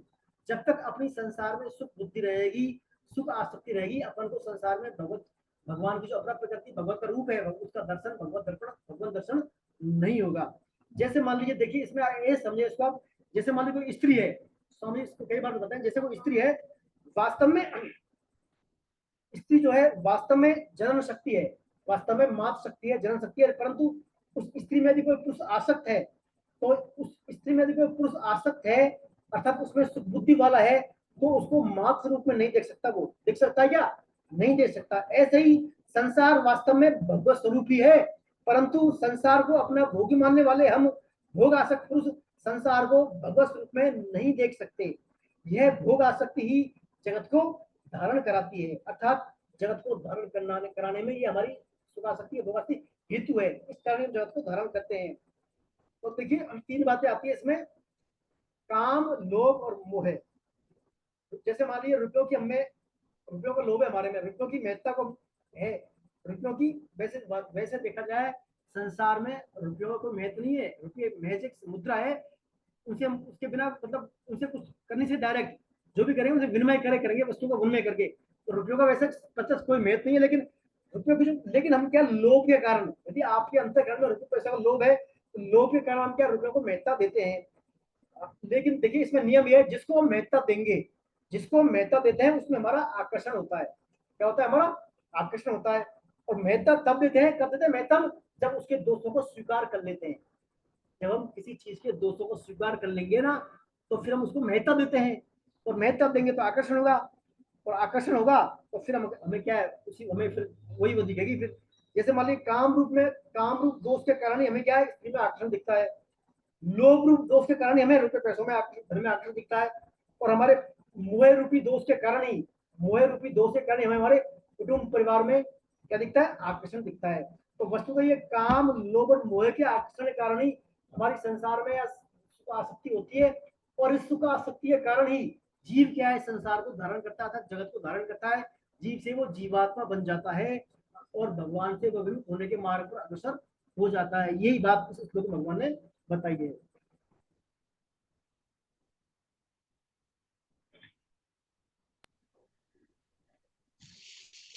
तो आप मेरे को ये बात बताइए, देखिए इसमें एक बात पूछता हूँ मैं आपसे, जीव जगत को धारण कर रहा है, भगवान कह रहे हैं हजारों मनुष्य में से कोई एक मेरे को जानना चाह रहा है ना, और मेरी अपना प्रकृति है, सब कुछ कारण मैं ही हूँ, मेरे अलावा कुछ कारण है नहीं, तो फिर हमें भगवान की आवश्यकता क्यों पड़ रही है? आप बताइए, हमें भगवान की आवश्यकता क्यों है? थोड़ा आप सोच के बताएं मेरे को, विचार करें अपने आप के स्तर पे, हमें भगवान की आवश्यकता क्यों है? हाथ खड़ा करें, आप पूछिए, आप अनम्यूट करके हाथ खड़ा करें, हमें भगवान की आवश्यकता क्यों पड़ी? फिर हैंड रेज करें, अपना हैंड रेज। हमें भगवान की आवश्यकता क्यों पड़ रही है? फिर क्या चाहते हैं हम हमारे भगवान से? हम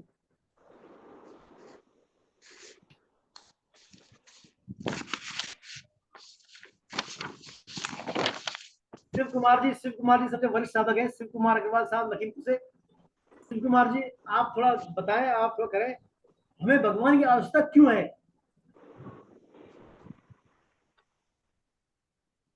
भगवान की आवश्यकता हम ऐसा मान सकते हैं कि ये जो संसार है वो भगवान से ही जब चल रहा है, तो भगवान, और इसमें जो है जो दूसरी प्रवृत्ति जो मनुष्य आता तो वो भगवान की भक्ति के लिए है, परंतु हम रम जाते हैं दूसरी चीजों में है। तो हमको भगवान की आवश्यकता इसलिए पड़ती है, हम जिस उद्देश्य के लिए इस पृथ्वी पर आए हैं उस उद्देश्य की तरफ हम फिर से चले जाएं वापस, और वो तभी जा सकते हैं जब हम भगवान की शरण में जाएंगे। अदरवाइज हमारी आत्मा यहाँ पर भिन्न भिन्न चीजों को देख के भटक जाती है, सांसारिक चीजों में, ऐसा लगता है। तो आप कह रहे हैं हमारे उद्देश्य के लिए, तो ये बताए उद्देश्य क्या है? फिर अपना उद्देश्य क्या है? अपना उद्देश्य बताएं एक बार। उद्देश्य हमारा ये है कि जो आवागमन का जो चरण है उससे हमको छुटकारा मिले, हम आवागमन के उससे दूर हो जाए, और वो जो है हमारी आत्मा परमात्मा में विलीन हो जाए।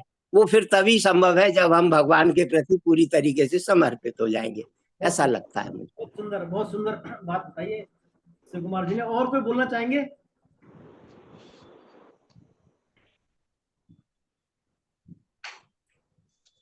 मोहिनी जी बोलेंगी, मोहिनी जी बोले आप, अनम्यूट करें अपने आप को, अनम्यूट करें आप, अनम्यूट करें मोहिनी जी। हरे कृष्णा प्रभु जी। हरे कृष्णा, हरे कृष्णा। हाँ प्रभु जी, ये सर बता रहे हैं, वही लग रहा है कि हमको कि हम भगवान को प्राप्त करने के लिए ही आए हैं यहाँ पर। हाँ, अगर इनको भगवान का एक उद्देश्य बना ले कि हमको भगवान की प्राप्ति करनी है तो हमारा आवागमन छूट जाएगा जन्म मृत्यु के चक्कर, इसलिए हमको उनको भगवान की आवश्यकता पड़ती है। बहुत तो ये बढ़िया, लग बहुत अच्छा, बहुत अच्छा। भगवान के बिना और कुछ नहीं है, भगवान ही सब कुछ है। ज्ञान, यही तो ज्ञान विज्ञान, यही तो ज्ञान विज्ञान है। तो देखिए, भगवान की आवश्यकता हमें इसलिए है, जैसा कि शिव शंकर, जो शिव कुमार जी ने बताया, सर ने, शिव कुमार अग्रवाल सर ने बताया, मोहिनी जी ने बताया, वस्तुतः क्या है, आम जो व्यक्ति है, जन सामान्य व्यक्ति क्या समझता है, भगवान की आवश्यकता में क्या जनरली टेंडेंसी रहती है कि हमारे दुखों का नाश करने के लिए और शांति प्राप्त करने के लिए, है ना। भाई सभी संसार दुखल है कि हमारे दुखों का नाश हो जाए या सुखों की प्राप्ति हो जाए, और इसलिए हम क्या है, भगवान को जो है, हम जो है आवश्यकता है भगवान। लेकिन मूल रूप से देखा जाए तो दुखों का नाश करने में भगवान का कोई रोल है ही नहीं, दुखों का नाश करने में भगवान का कोई रोल है ही नहीं। हमारे सभी दुखों का मूल कारण तो कामना है, दुखों का मूल कारण तो कामना है, और जब कामना खत्म हो जाएगी तो अपने आप ही दुखों से निवृत्ति हो जाएगी, है ना। तो मेन जो कारण है हमारा, इसमें आएगा त्याग शांति अनंतरम, आगे कि हम कामना को त्याग कर देंगे तो शांति हमें मिल जाएगी, तो शांति मिल जाएगी बिना उसके, है ना, और दुखों की इससे निवृत्ति हो जाएगी। लेकिन भगवान का जो मूल है, जैसा कि सर शिव शंकर शिव कुमार सर ने बताया, परम प्रेम प्राप्त करना, मतलब भगवान के चरणों में पहुंचना, परम परम प्रेम की प्राप्ति के लिए, भगवान की प्रेम भक्ति प्राप्त करने के लिए भगवान की आवश्यकता है। मूल उद्देश्य हमारा यही है, हम कैसे भी करके संसार के जन्म होती, जो संसार है भिन्न भिन्न हमारी योनि में, हजारों लाखों योनि भटकते आ रहे हैं बार बार, कभी किसी योनि में, कभी किसी योनि में। तो हम चाहते हैं हम भगवान के वहां पर, भगवान के धाम में रहें, भगवान के गोलोक धाम में रहें, और भगवान के साथ हम जो है पार्टिसिपेट करें, भगवान की क्रियाओं में, भगवान की लीलाओं में सहभागिता करें, है ना, भगवान के वहां धाम में रहें। ये हमारा मुख्य उद्देश्य है, इसलिए हमें भगवान की आवश्यकता है। तो पहली बात तो इसमें भगवान की आवश्यकता की ये बात है। अब दूसरी बात इसमें आती है, हमें भगवान की आवश्यकता है, कहते हैं भगवान सबके सुहृद हैं, वेल विशर हैं, सबकी बात मानते हैं, सबकी जो है पिता के समान है, पिता है ही समान क्या, तो फिर भगवान हमको मिल क्यों नहीं जाते, फिर हमें भगवान की आवश्यकता भी है, हम चाहते भी हैं, तो भगवान फिर मिल क्यों नहीं जाते, क्या कारण है, फिर क्यों नहीं मिलते भगवान, आप सोचो भगवान फिर मिलते क्यों नहीं है भाई, ऐसी बात है, सब चाहते हैं भगवान मिल जाए, हमारा काम बन जाए, तो भगवान क्यों नहीं मिल रहे फिर।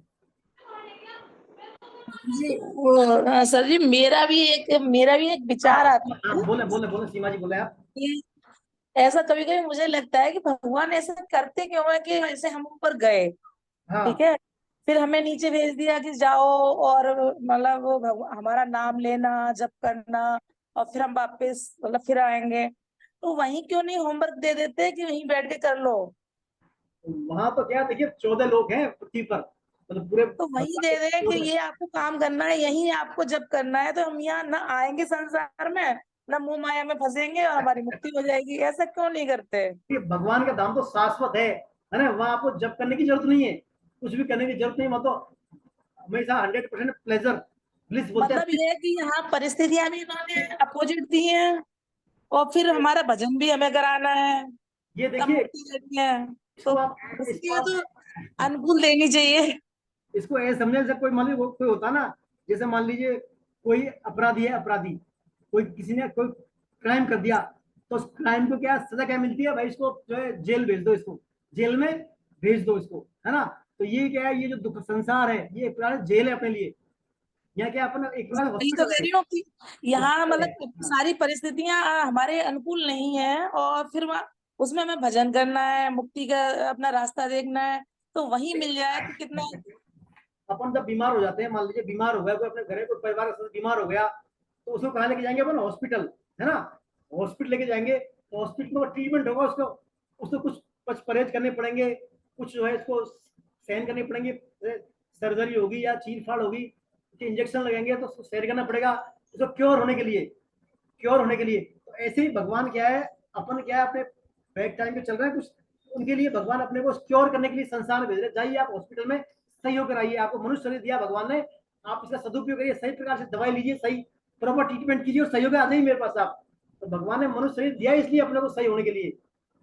मतलब ये है कि अगर आपको अनुकूल परिस्थितियां दी जाए तो आप मुक्ति ले ही लो। तो भगवान जी भी चाहते हैं कि मतलब पूरी परीक्षा लेने के बाद कि आप मतलब विपरीत परिस्थितियों में रह के और हमारा ध्यान करते हैं और तब मुक्ति लेते हैं, तो मतलब आप सही साधक हैं। हाँ, देवता देखिए, देवता है, देवता जो कर लिया आपने।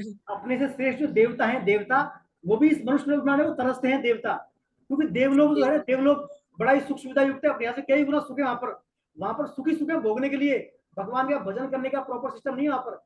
तो देवता भी क्या है, मनुष्य लोग में मनुष्य बनने की तरसते हैं, मनुष्य होने के लिए कि भगवान हमको मनुष्य होने दे दो ताकि हम भी क्या है अच्छा कर्म करके क्योर होगा आपके धाम में आ जाए, है ना।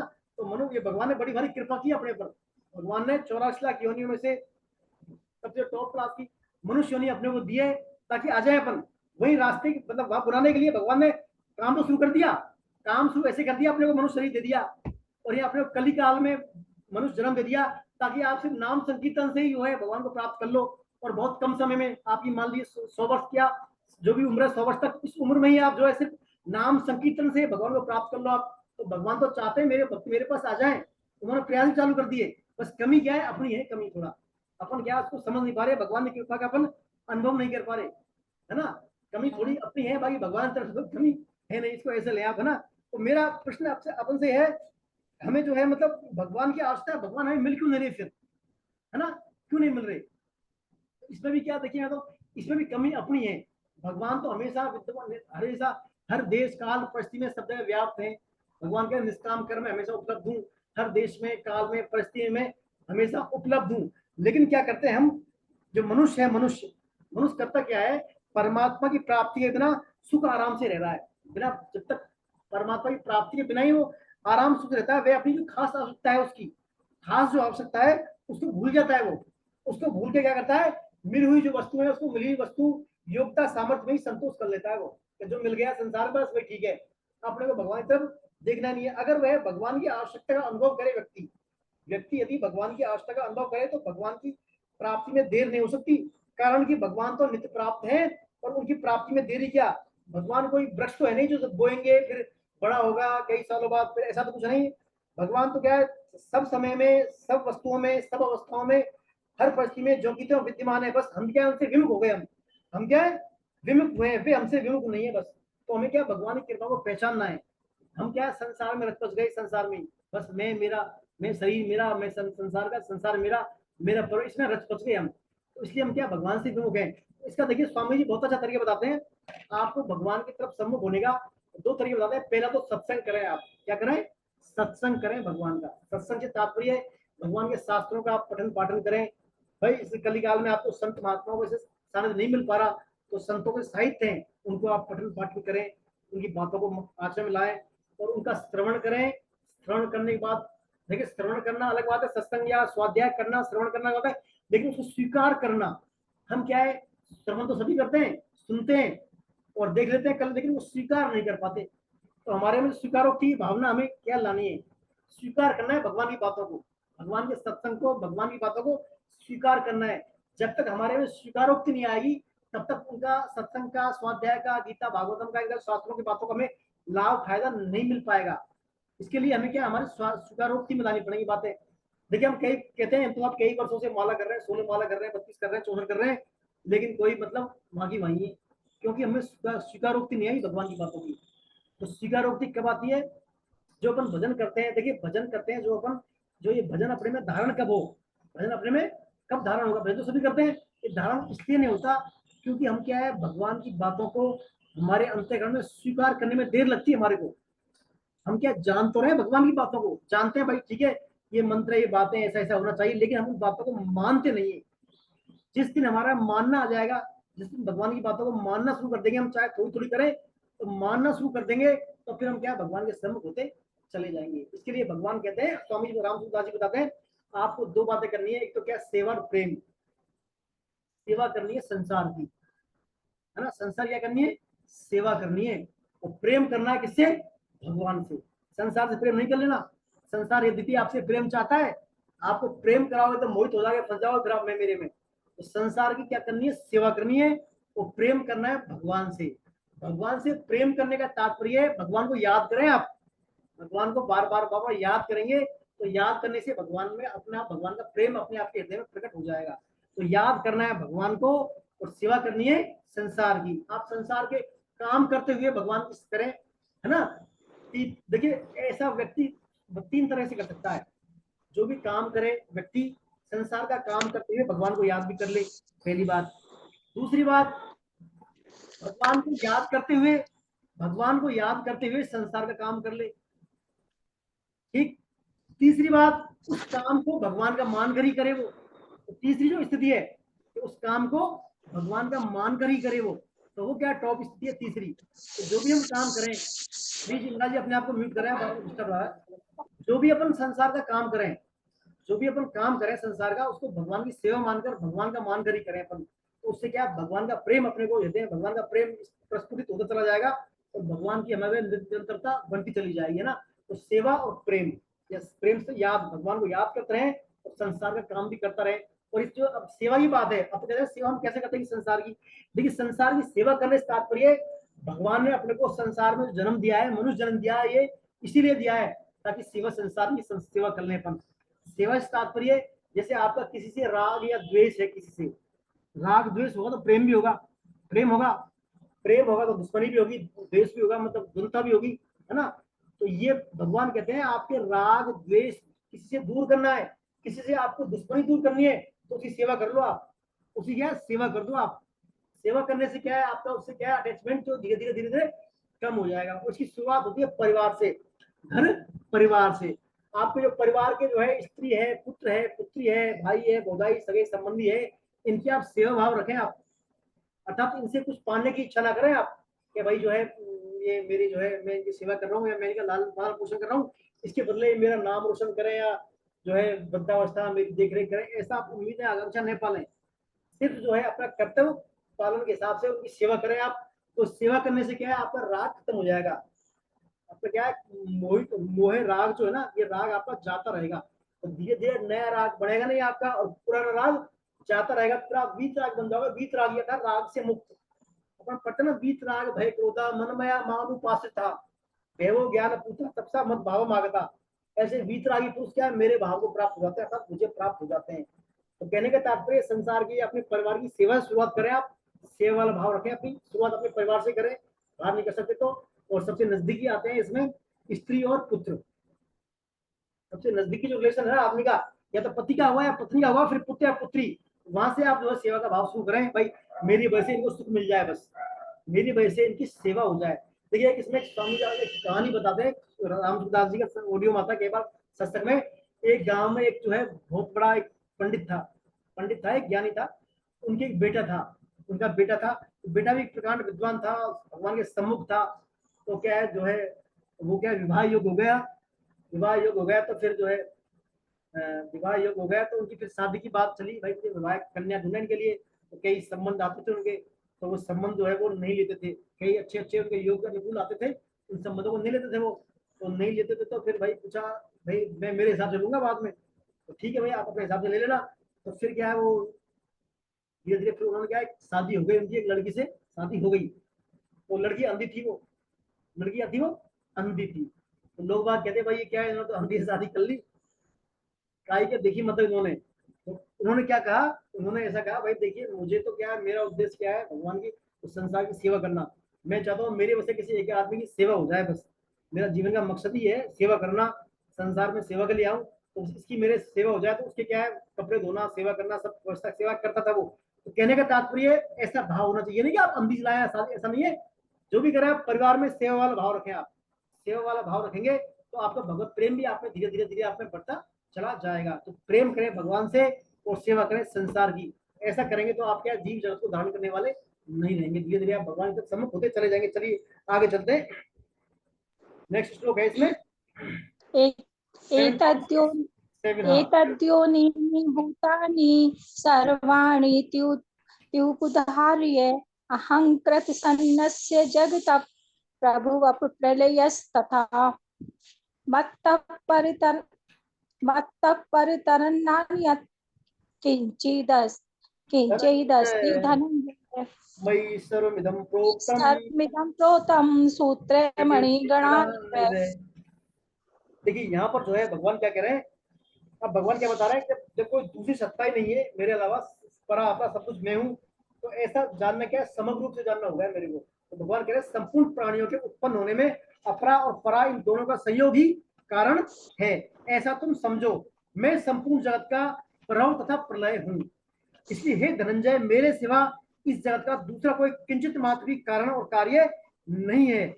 जैसे सूत की मणियां सूत के धागे में पिरोई होती हैं, ऐसे ही संपूर्ण जगत मुझ में ही मेरे ही ओतप्रोत है। तो यहाँ देखिए स्वामी जी बता रहे हैं इसी व्याख्या में, मेरे सिवाय अगर दूसरा कोई संसार का कारण है ही नहीं अर्जुन, सब संसार का महाकारण मैं ही हूँ। जैसे वायु आकाश में उत्पन्न होती है और आकाश में लीन होती है, आकाश में खत्म हो जाती है, अर्थात आकाश के सिवाय वायु की कोई सत्ता है ही नहीं, आकाश के सिवाय वायु की कोई सत्ता है ही नहीं। ऐसे ही संसार भगवान से उत्पन्न होता है और भगवान में स्थिर रहता है और भगवान में अंत में लीन हो जाता है, अर्थात भगवान के सिवाय संसार की कोई स्वतंत्र या पृथक सत्ता है ही नहीं। ये भगवान इस श्लोक में बता रहे हैं। तो भगवान कह रहे हैं अर्जुन, संसार में बनने वाला, बनाने वाला, बिगड़ने वाला और बिगाड़ने वाला सब कुछ कौन है? मैं ही मैं हूँ, मेरे अलावा कुछ है ही नहीं। जैसे भगवान यहाँ कह रहे हैं इसमें, मैं संपूर्ण जगत का प्रभव मीन्स ओरिजिन, सोर्स है ना, मूल कारण, सोर्स, स्रोत। मैं संपूर्ण जगत का प्रभव और प्रलय हूँ। इसका तात्पर्य है कि सभी स्थावर जंगम रूप जगत को मैं ही उत्पन्न करने वाला हूँ, मैं और मैं ही उत्पन्न होने वाला हूँ। मैं ही उत्पन्न करने वाला और मैं ही उत्पन्न होने वाला, मैं ही नाश करने वाला और मैं ही नष्ट होने वाला हूँ, अर्थात मैं ही इसका निमित्त और उपादान कारण हूँ। अतः जगत रूप में मैं ही हूँ। जैसे कुम्हार जो है चाक पर मिट्टी से बर्तन बनाता है, तो कुम्हार क्या निमित्त कारण है और मिट्टी उपादान कारण। लेकिन जगत की सृष्टि में इस तरह से भी नहीं होती। भगवान स्वमी मिट्टी अन्य उपकरण के बने हैं, स्वमी कुम्हार है और स्वमी बनकर तत्व से इनसे भी क्या है, अभिन्न है, अर्थात भगवान इस जगत के अभिन्न और निमित्त उत्पादन कारण है, अर्थात कारण भी भगवान है और कार्य भी भगवान है। तात्पर्य हुआ अपरा अपरा के संयोग से होने वाले सब प्राणी सबके सब भगवान ही है, अर्थात भगवान के अलावा कुछ है ही नहीं। जड़ चेतन दोनों ही भगवान के स्वभाव हैं, उनके सिवा दूसरा कोई तत्व है नहीं। जैसे सूत की मणियां, सूत की माला होती है ना, सूत की माला, रुई से जो सूत बनता है उसमें मोटे मोटे फूल होते हैं सूत के ही, और धागा भी सूत का होता है, तो उस माला में सूत के अलावा कुछ है क्या? कुछ भी नहीं है, सूत ही सूत है। उसी प्रकार भगवान कह रहे हैं जैसे सूत की मणियां सूत के धागे में पिरोई हो, तो उसमें सिवाय सूत के कुछ भी नहीं है। मणियां अप्राप्त करती है और धागा जो है प्राप्त करती है, दोनों में एक भगवान ही परिपूर्ण है। लेकिन तात्विक दृष्टि से देखें तो न तो धागा है न मणियां है, प्रत्युत एक सूत रुई ही है, कार्य कारण का भेद नहीं, अर्थात परा अपरा किसी की स्वतंत्र सत्ता है नहीं, प्रत्युत एक ही है परमात्मा। इसमें दुआ दिया है, जल में कुंभ, कुंभ में जल, जल में कुंभ और कुंभ में जल है, बाहर भीतर पानी, फूटा कुंभ जल जल ही समाना, यह तथ्य कथ्यो ज्ञानी। अर्थात ऐसा हमें अनुभव नहीं होता कि इसका मूल कारण क्या है, अपरा के साथ संबंध मानना। देखो संसार ऐसे है जैसे घड़ा होता है ना, घड़ा, पानी का घड़ा, घड़े में पानी भरा है तो घड़े के बाहर तो घड़ा रखा है वहां, तो घड़े के बाहर भी पानी, अंदर भी पानी, पानी पानी है। घड़ा फूट जाए तो भी पानी, नहीं फूटे तो भी घड़े में पानी है, तो पानी पानी। तो सब कुछ क्या है इसमें, भगवान ही भगवान है, अर्थात आत्मा में भी परमात्मा है और परमात्मा भी आत्मा है, और अंत में क्या, परमात्मा ही परमात्मा। नहीं समझे, आत्मा में परमात्मा और परमात्मा में आत्मा और अंत में परमात्मा ही परमात्मा, अर्थात सृष्टि में सब कुछ भगवान ही भगवान है। लेकिन भगवान आया कहेंगे सब कुछ मैं हूं, लेकिन मैं सब में और सब मेरे में, आगे पढ़ेंगे इस बारे में ना। तो इस श्लोक में भगवान यही कह रहे हैं, जब भी योनि है, जितनी भी योनि है, अर्थात देखिए 4 तरह की प्राणी होते हैं संसार में। स्थावर मतलब मूवेबल, स्थावर यानी फिक्स, और जंगम मानी मूवेबल। जंगम में आता है जैसे जरायुज, अंडज, स्वेदज और उद्भिज। जरायुज मतलब जेर के साथ पैदा होते हैं, जिनका जन्म आता है वो जेर में आते हैं, माँ के प्लासेंटा में आते हैं, वो कहते हैं जरायुज। और दूसरे आते हैं अंडज, जो अर्थात अंडे में पैदा होते हैं, कीट पतंग अंडे में आते हैं, रेप्टाइल्स वगैरह वो अंडे से अंडज होते हैं। एक होते हैं स्वेदज, जो पसीने से पैदा होते हैं, जुए, लीक, कीड़े मकोड़े। और एक होते हैं उद्भिज, जो धरती को फाड़ के निकलते हैं, पेड़ पौधे।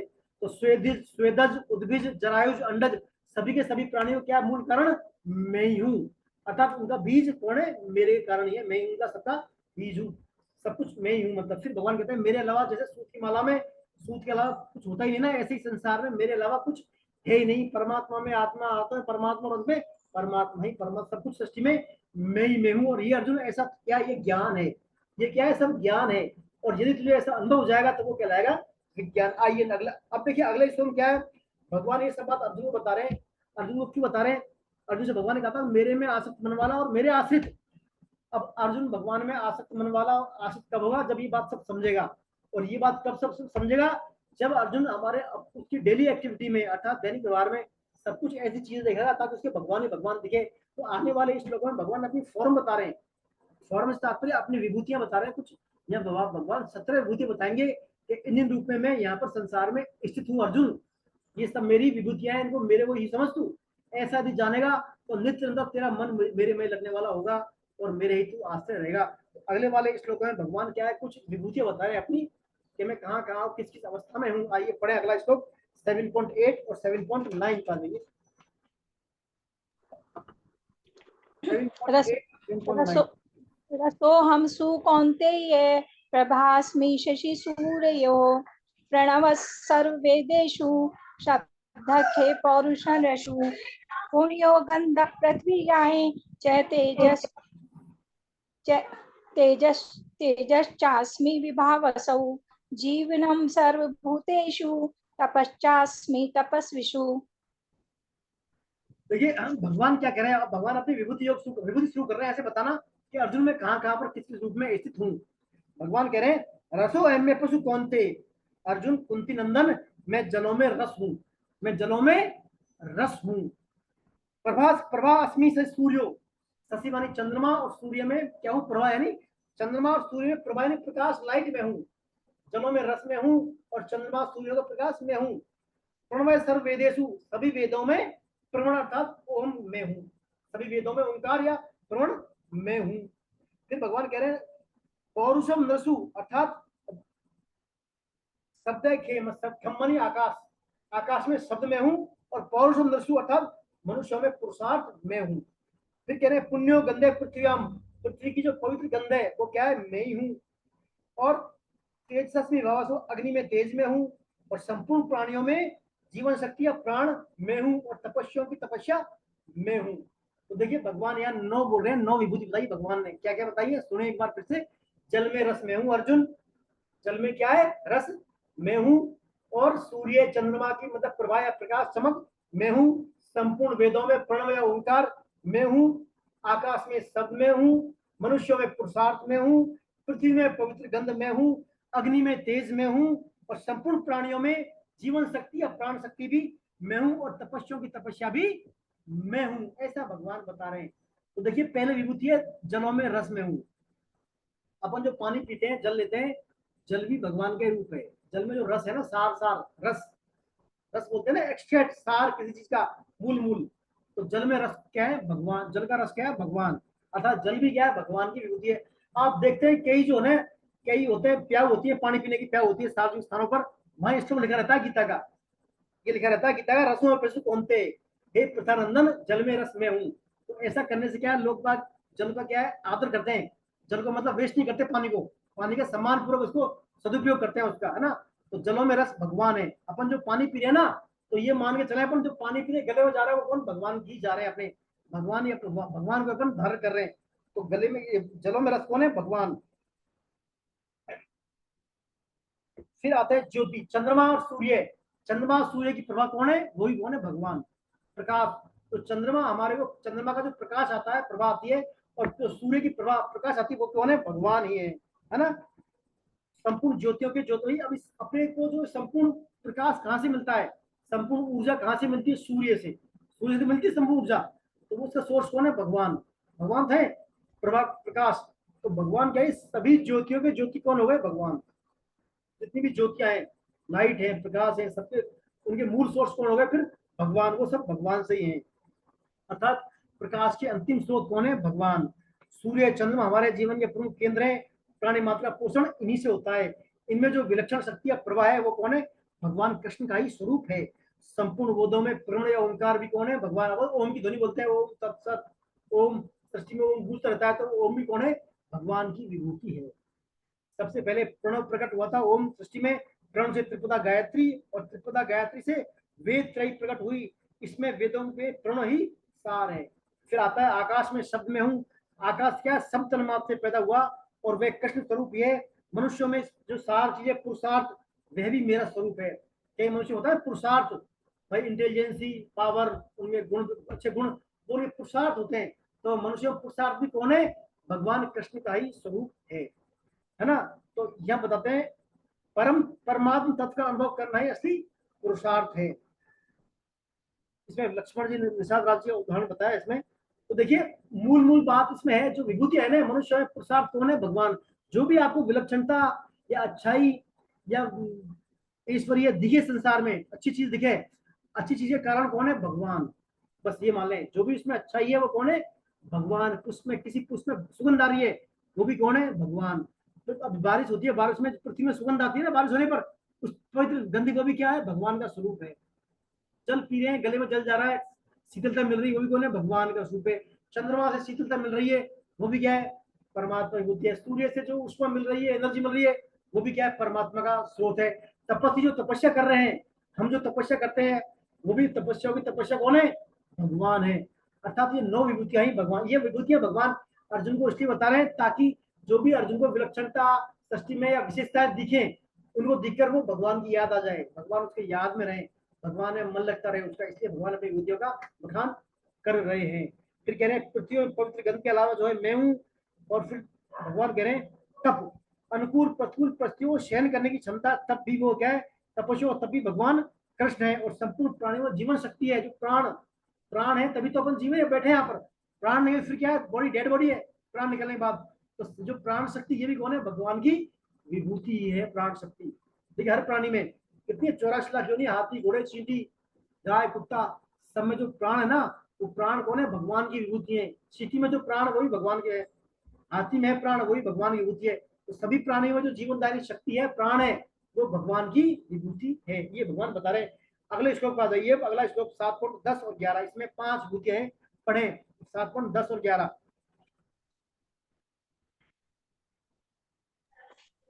बीजं मां सर्वभूतानां विद्धि पार्थ सनातनम्। बुद्धिर्बुद्धिमतामस्मि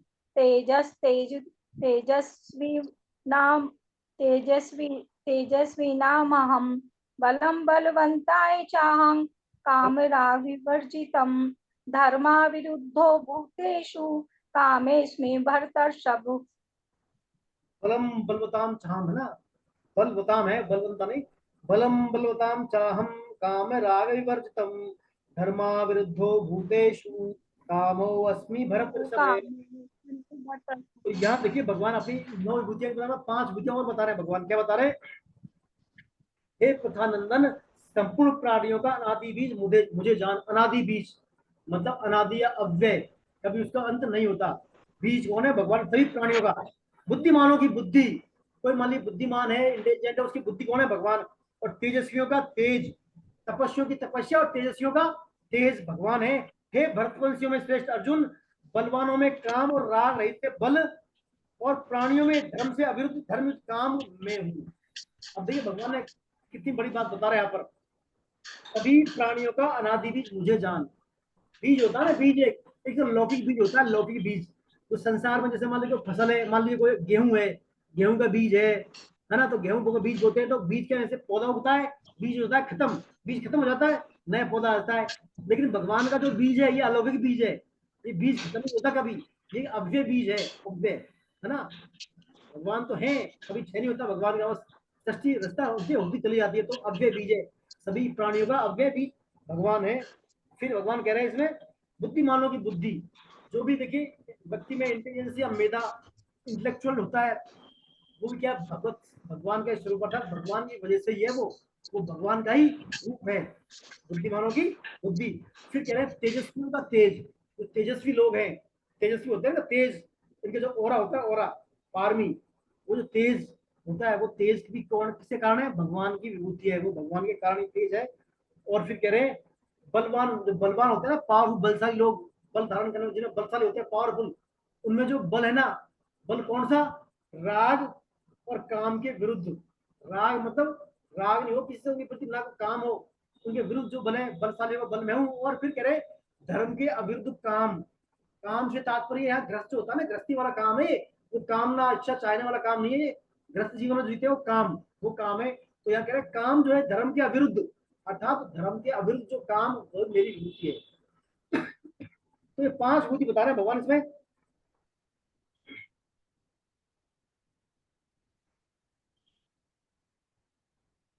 इसमें देखिए बलम बलवताम चाम पढ़ते हैं, शास्त्र में धर्म के अनुकूल कठिन से कठिन काम करते हुए भी भीतर जो उत्साह रहता है उसी का नाम बल है।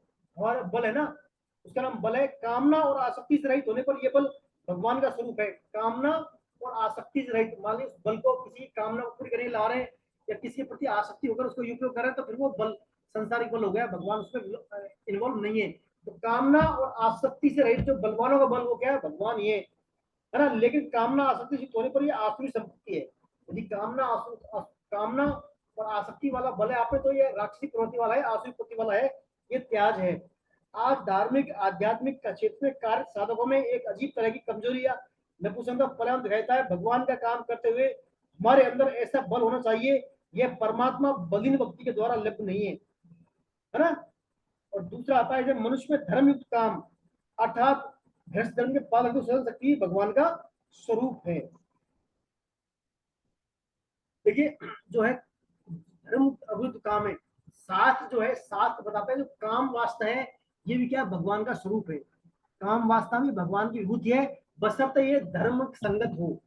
धर्म संगत से तात्पर्य जो संतान उत्पत्ति के लिए इसका उपयोग किया जाए, भगवान के भक्त उत्पन्न करने के लिए या कृष्ण भावना भाव संतान उत्पन्न करने के लिए काम वासना का प्रयोग किया जाए, तो ये क्या है भगवान की विभूति है।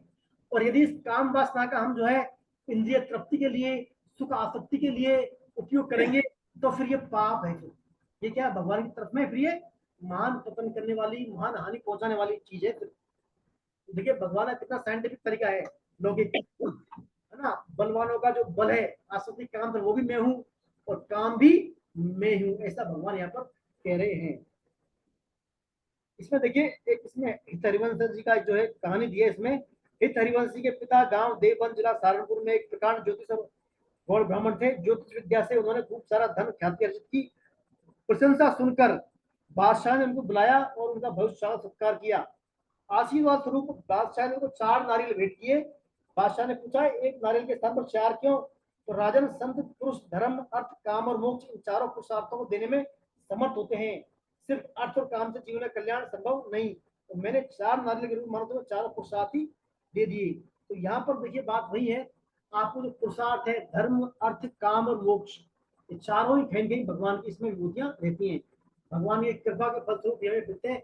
मनुष्यों का पुरुषार्थ आ गया ना, पुरुषार्थ में हूँ, तो पुरुषार्थ 4 तरह हो गए, धर्म अर्थ काम मोक्ष। तो पुरुषार्थ भगवान चारों फिर भगवान की विभूतियां हैं। तो जो भी हमारे अंदर जीवन में भगवान हमें जो भी प्रॉस्पर्टी क्षमता सामर्थ्य मिलता है वो सब कौन है? भगवान की वजह से ही, भगवान के द्वारा दिया हुआ प्रदत्त होता है। उसको अपना अपना मानेंगे, मैं मेरा पर मान लेंगे, तो फिर अपन क्या अपना नुकसान कर बैठते हैं, फिर अपन क्या है फिर फंस जाते हैं उनमें, है ना। फिर अपन क्या सजा के भागीदार हो जाते हैं फिर। तो ये सब पुरुषार्थ का भी कौन है? पुरुषार्थ भी क्या है? भगवान की विभूति है। तो भगवान ने 9 विभूतियां तो पिछले श्लोक में बताई थी, है ना। 9 विभूतियां पिछले श्लोक बताई थी। क्या क्या बताई भगवान ने? जल में रस में हूँ, चंद्रमा सूर्य का प्रकाश में हूँ, वेदों में प्रणव में ओम में हूँ, और आकाश में शब्द में हूँ, और पुरुषों में पुरुषार्थ में हूँ, पृथ्वी की पवित्र गंध में हूँ, तेजस्वियों का दोनों तेज पर में हूँ, सवाल हो जाए। प्राणियों की जो है चेतना अभी में। तो यहाँ थोड़ा बहुत ये जो है खाना भगवान पीना तो है, इसके बाद फिर भगवान ने 5 विभूतियां, खाने पीने का तो है अभी। 5 विभूतियां जो है भगवान ने फिर इससे बताई है। क्या क्या? बुद्धिमानों की बुद्धि, तेजस्वियों का तेज, और प्राणियों का आदि बीज, बलवानों का कामना आसन रहित बल, और धर्म के अभिरुद्ध काम, ये 5 विभूतियां। अब इसके अलावा कितने हुए? 9 और 5 14, 3 विभूतियां और है भगवान की इसमें। अगले श्लोक में पढ़िए, आइए अगला श्लोक पढ़े 7.12। न चैव सात्विका भावा राजसास्तांश्चये मत्त एवेति तान् विधि न त्वं तेषु ते मयि न त्वं तेषु ते मयि। वे मेरे में और मैं उनमें नहीं। भगवान अब क्या कह रहे हैं अर्जुन को? भगवान अर्जुन को जो है और भी होलिस्टिक अप्रोच बता रहे हैं पूरी तरह से कि अर्जुन मैं तेरे से और तो क्या कहूँ, ये जो है जितने भी सात्विक भाव हैं, तो ये सात्विक भाव हो चाहे राजस भाव है चाहे तामसिक भाव है, सब मुझसे होते हैं, ऐसा उनको समझ अर्जुन, लेकिन वो मेरे में है, वो मैं उनमें और मुझ में नहीं है। क्या कह रहे हैं भगवान, वो भाव मुझ में नहीं है ना मैं उनमें, और लेकिन है मेरे, सब भाव, सब भाव मेरे से ही है, लेकिन मैं उनमें और कोई मुझ में नहीं है। समझे इसे एक बार। देखिए वस्तुतः सात्विक और राजसिक तामस 3 भाव होते हैं। तो भगवान ने बता रहे सात्विक भाव जो होते हैं वो क्या शास्त्रों के अनुसार लीगली होते हैं, वो करने योग्य होते हैं। राजसिक भाव कामना वाला व्यक्ति करता है राजसिक काम में, है ना, और तामसिक क्या है, सब उल्टा पुल्टा होता है उसमें, है ना।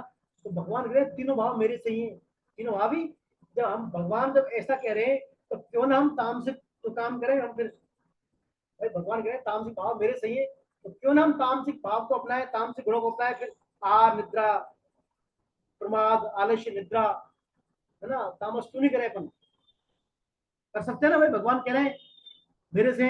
देखिए इसमें बात यह है, हालांकि सब कुछ भगवान का ही है, राजसी सात्विक तामसिक, लेकिन भगवान कहते हैं यदि व्यक्ति तामस गुण में रहेगा तो तामस गुणों के फलस्वरूप जो उसे फल मिलेंगे, तमसा अधोगच्छति, उसी अधोगति होगी, अर्थात तामस गुण धारण करने के बाद जो उसे फल मिलेंगे तो वो दुखों के और नरक के रूप में मिलेंगे। तो उसको दुखों के और नरक के रूप में मेरी अनुभूति होगी, मैं स्वयं कृष्ण उसको नरक के रूप में और दुख के रूप में मिलूंगा, मैं भगवान उसको दुखों के रूप में और नरक के रूप में मिलूंगा, तामस गुण करेगा मिलूंगा मैं उसको।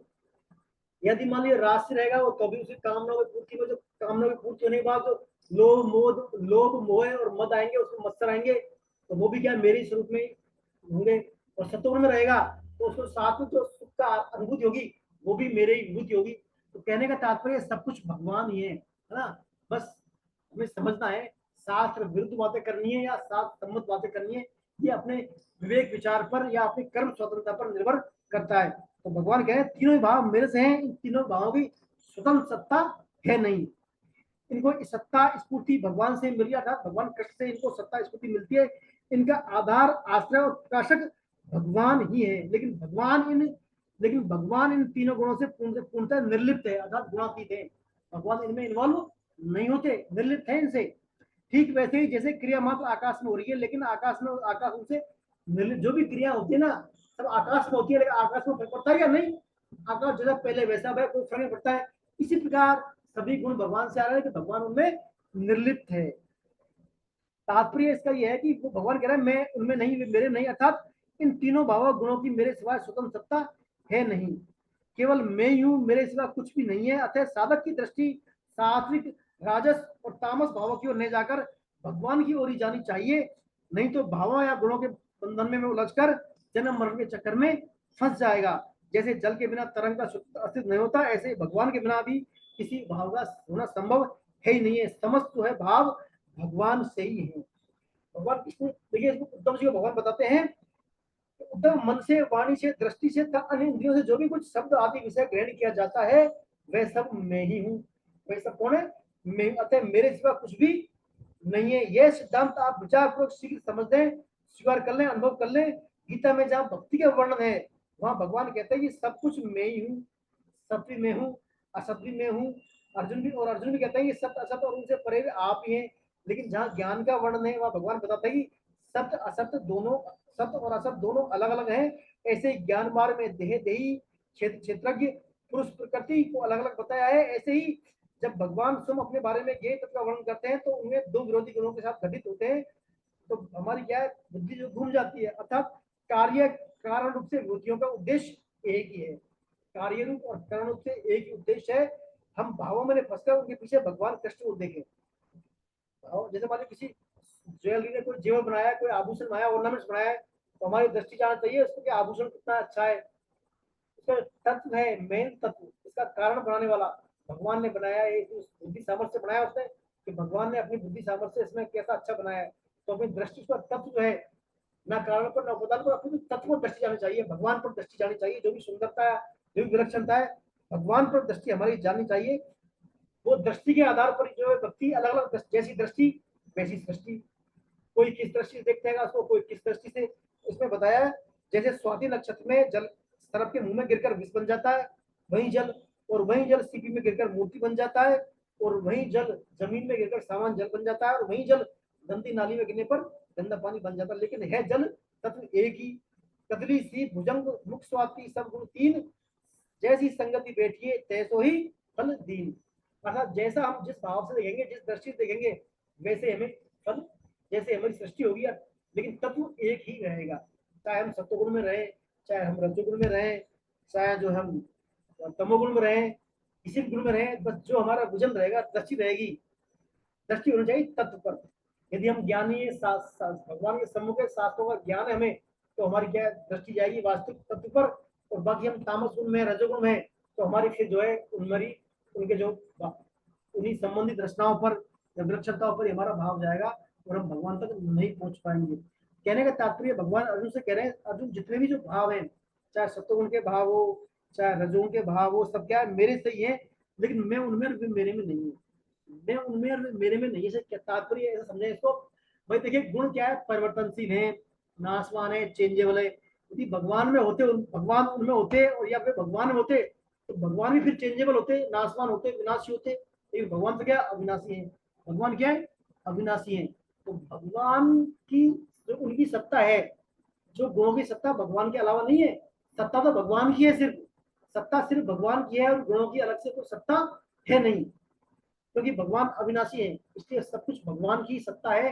गुण तो क्या है परिवर्तनशील है और नाशवान है, लेकिन वो भगवान से है, भगवान उनसे नहीं है। इसको ऐसे समझे जैसे मिट्टी का घड़ा होता है, मिट्टी का घड़ा, मिट्टी का कोई घड़ा होता है, घड़ा टूट जाता है, टूट के वो मिट्टी मिल जाता है, टूट के वो फिर मिट्टी मिल जाता है, फिर मिट्टी से घड़ा बन जाता है। तो जो घड़ा है, घड़ा किससे है? मिट्टी से। मिट्टी घड़े से थोड़ी है, मिट्टी घड़े से नहीं है, घड़ा किससे है? मिट्टी से घड़ा है, मिट्टी से घड़ा नहीं है। घड़े में मिट्टी से तो बहुत सारे रूप बनते हैं, वैसे भगवान से बहुत सारे भाव होते हैं ना, तो इसलिए मिट्टी क्या है, घड़े में मिट्टी नहीं है, ना मिट्टी में घड़ा, मिट्टी का अस्तित्व स्वतंत्र है। भाई घड़ा नहीं था तभी मिट्टी थी वो तो, और घड़ा है तभी मिट्टी है, घड़ा नहीं रहेगा तभी मिट्टी रहेगी ना। तो मिट्टी का तो स्वतंत्र अस्तित्व है, घड़े की कोई सत्ता नहीं है, घड़े की अलग से कोई सत्ता नहीं है, स्वतंत्र सत्ता सिर्फ मिट्टी की है, मिट्टी घड़े से ही है। वो जो घड़ा है ना, घड़ा मिट्टी से ही है। इसी प्रकार सभी गुण जो है, सत्वगुण हो चाहे रजोगुण हो तमगुण, वो भगवान से है, लेकिन भगवान उनमें नहीं है, भगवान उनमें नहीं है ना, वो भगवान में, भगवान की वजह से ही वो है, उनकी कोई स्वतंत्र सत्ता है नहीं। ये तात्पर्य है इसका, सभी गुणों में भगवान है, भगवान उनमें नहीं है। तो ये जो भगवान ने 17 विभूतियां बताई हैं अर्जुन को अपना, ताकि अर्जुन जो है भगवान में मन वाला हो जाए और भगवान में आश्रित हो जाए, है ना। 17 विभूतियों में रिविजन करेंगे और वापिस बैक से क्या क्या, ये जो सतो भाव भगवान से, रजो भाव भगवान का ही है, तमोगुण वाला भाव भगवान का ही है, और फिर क्या है, धर्म के जो विरुद्ध जो काम वो भगवान है, बलशालियों का जो कामना आसक्ति बल वो भगवान की बुद्धि है, और तेजस्वियों का तेज भगवान है, बुद्धिमानों की बुद्धि भगवान है, और तो क्या सभी प्राणियों का जो बीज है ना, अनादि अव्य बीज, वो भी कौन है? भगवान है। फिर भगवान कहते हैं जो तपस्वियों की तपस्या में हूँ, तेजस्वियों का तेज में हूँ, और सभी प्राणियों का प्राण शक्ति जीवन शक्ति वो भी मैं ही हूँ, पृथ्वी की पवित्र गंध में ही हूँ, और तेजस्वियों का तेज में हूँ, और फिर जल में रस में हूँ, चंद्रमा और सूर्य की प्रभा या प्रकाश मैं ही हूँ, और वेदों में जो प्रणव ओंकार में हूँ, आकाश में सब में हूँ, और मनुष्यों में पुरुषार्थ भी मैं ही हूँ। इस प्रकार भगवान ने 17 विभूतियां बताई है इसमें, है ना। इन 17 विभूतियों को जानकर जो है हम हमारे जीवन में यदि इनको अपना लें विभूतियों को, तो जहां भी जो हम कर्म करें, जो भी हमारा संसार में कर्म करें अपन, तो उसको देखें भगवान की याद आनी चाहिए। चाहे पानी पी रहे हैं, चाहे भोजन कर रहे हैं, चाहे हम सूर्य के प्रकाश में बैठे हैं, चंद्रमा की चांदनी में बैठे हैं, या हमारी कोई बुद्धि संबंधी, हमारा बुद्धिमानी संबंधी कोई हम क्रियाकलाप कर रहे हैं, या कोई तपस्या कर रहे हैं, भगवान की स्वाध्याय कर रहे हैं, जो भी हम कर रहे हैं, हर उसमें हमें एक्टिविटी में भगवान के दर्शन होने चाहिए। ऐसा होने से हमारा मन भगवान में लगेगा। तो मैया शक्त मना, भगवान ने मैया शक्त मना, भगवान में हमारा मन वाले हो जाएंगे, हमारा शीघ्रता से हमारा मन भगवान में लगेगा। साथ ही साथ इसके मन के लगने के साथ साथ जो आश्रय है, आश्रय भी हमारा क्या है? भगवान का ही होना चाहिए। आश्रय में जो मैंने बताया आपको, आश्रय, सहारा, अवलंबन, प्रपत्ति और आधीनता। आश्रय, सहारा, अवलंबन, प्रपत्ति, आधीनता और सहारा, ये पांचों जो कंसेप्ट है ये भगवान के ऊपर ही होने चाहिए। ऐसा होने से क्या है, हम भगवान के ऊपर ही शरणागत होंगे, और जब भगवान के ऊपर शरणागत होंगे तो शरणागत होने के बाद जो भी हम एक्टिविटी करेंगे तो स्वाभाविक रूप से हम भगवान में मन वाले हो जाएंगे। तो यही क्या है, ज्ञान विज्ञान योग की मूल जो आज अपन पाए यही बात है इसमें। इसके अलावा भगवान ने इसमें एक बात और बताई है कि मनुष्यों में, हजारों मनुष्यों में से कोई एक ही जो मुझे जानने का प्रयास करता है, और उनमें से कोई बिरला ही मुझे जान पाता है। क्योंकि सुख आसक्ति के कारण जो संयोगजन सुख है और जो अभिमानजन सुख है, इनके कारण व्यक्ति क्या है, जगत को धारण कर लेता है, अर्थात जगत से तारतम्य बिठा लेता है, और तारतम्य बिठाने के बाद फिर वो भगवान से विमुख हो जाता है, और भगवान से विमुख होकर वो फिर अपने संसार में सम्मुख होने के पश्चात अपने उचित कर्मों में क्या बार बार जन्म मरण के चक्कर में वो फंसता रहता है। ये अपने आज पढ़ा था।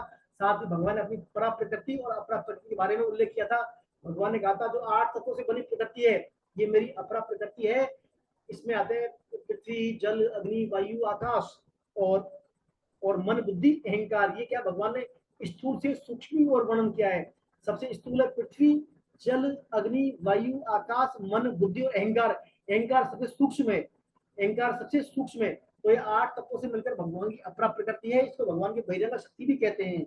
इसके अलावा भगवान की इसे पृथक जो भगवान का जीव रूपी भगवान का जो अंश है, तो भगवान की परा प्रकृति है। परा प्रकृति श्रेष्ठ है और जो है अविनाशी है, शाश्वत है। और अपरा प्रकृति निकृष्ट है, परिवर्तनशील है और विनाशी है।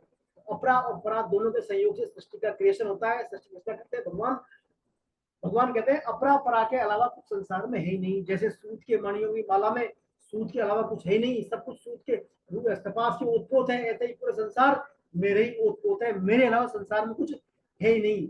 जो कुछ विभूतियां बताई भगवान 17, इनके अलावा जो भी सतो भाव, रजो भाव, तमो भाव जो भी है, सब कुछ मेरे से ही है, मेरी वजह से ही है, लेकिन मैं उनमें और मेरे में नहीं है। ये अपन ने आज जो है चर्चा की है। 12 श्लोक तक अपन यहीं तक रहेंगे, है ना। आज यहीं पढ़ेंगे। अब इसके जो अपन ने चर्चा की है, इस बारे में आपको कोई शंका हो, कोई जिज्ञासा, कोई प्रश्न हो आपको, तो अपन अभी चर्चा कर लेते हैं। अपने पास 10 मिनट है अभी। कोई प्रश्न आपका जो चर्चा आपने आज जो पढ़ा अपने ज्ञान विज्ञान योग संबंधी, इस बारे में कोई भी आप एक क्वेरी बोल सकते हैं। हैंड रेज कर दें तो मैं आपको अनम्यूट कर दूंगा।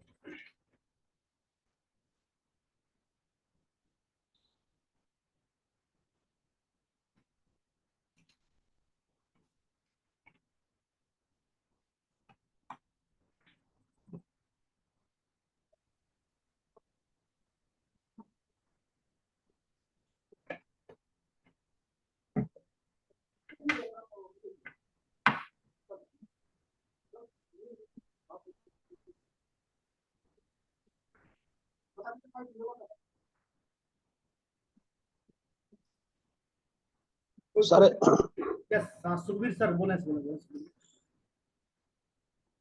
सर वो एक बार ये दोबारा बताया सर, भगवान की आवश्यकता क्यों है और हमको मिलते क्यों नहीं है, ये आपने बताया ना सर, दोबारा बताएं प्लीज। देखिए हम जो है, हमें भगवान की आवश्यकता जो है, भगवान देखिए जनरली सभी मनुष्य क्या है, चाहते हैं हमारे दुखों का नाश हो जाए, सुखों की प्राप्ति हो जाए, है ना, या हमारे जो है अच्छा मतलब सुख मिल जाए हमारे को, ये होती है। लेकिन वास्तव में भगवान की आवश्यकता हमें इसलिए है, हम चाहते हैं परम सुख प्राप्त करना, परम प्रेम प्राप्त करना, भगवान की प्रेम भक्ति प्राप्त करना, इसलिए भगवान की आवश्यकता है। बाकी जो दुखों का निवारण और सुखों की प्राप्ति तो हम क्या है वैसे भी कर सकते हैं। कामना को त्याग कर देंगे तो दुखों का निवारण हो जाएगा, और सुखों की इच्छा त्याग देंगे तो भी दुखों का निवारण हो जाएगा। और सुख तो भगवान हमें प्राप्त से वैसे देते ही है। देखिए जहां तक सुख और दुख की बात है या जीवन प्रबंधन की बात है, तो वो भगवान ने सबकी व्यवस्था की हुई है। जब व्यक्ति जन्म लेता है, माँ के घर में आता है, बेटा बेटी माँ के घर में आता है, तो भगवान उससे पहले ही उसके दूध पीने का या उसके आहार का इंतजाम कर देते हैं। माँ के स्तनों में दूध आता है उससे पहले ही, तो भगवान तो अपने जन्म से पहले ही अपना प्रबंधन कर देते हैं। तो इसके लिए भगवान के हमें कोई प्रबंधन के लिए या इनके लिए कोई आवश्यकता नहीं होनी चाहिए।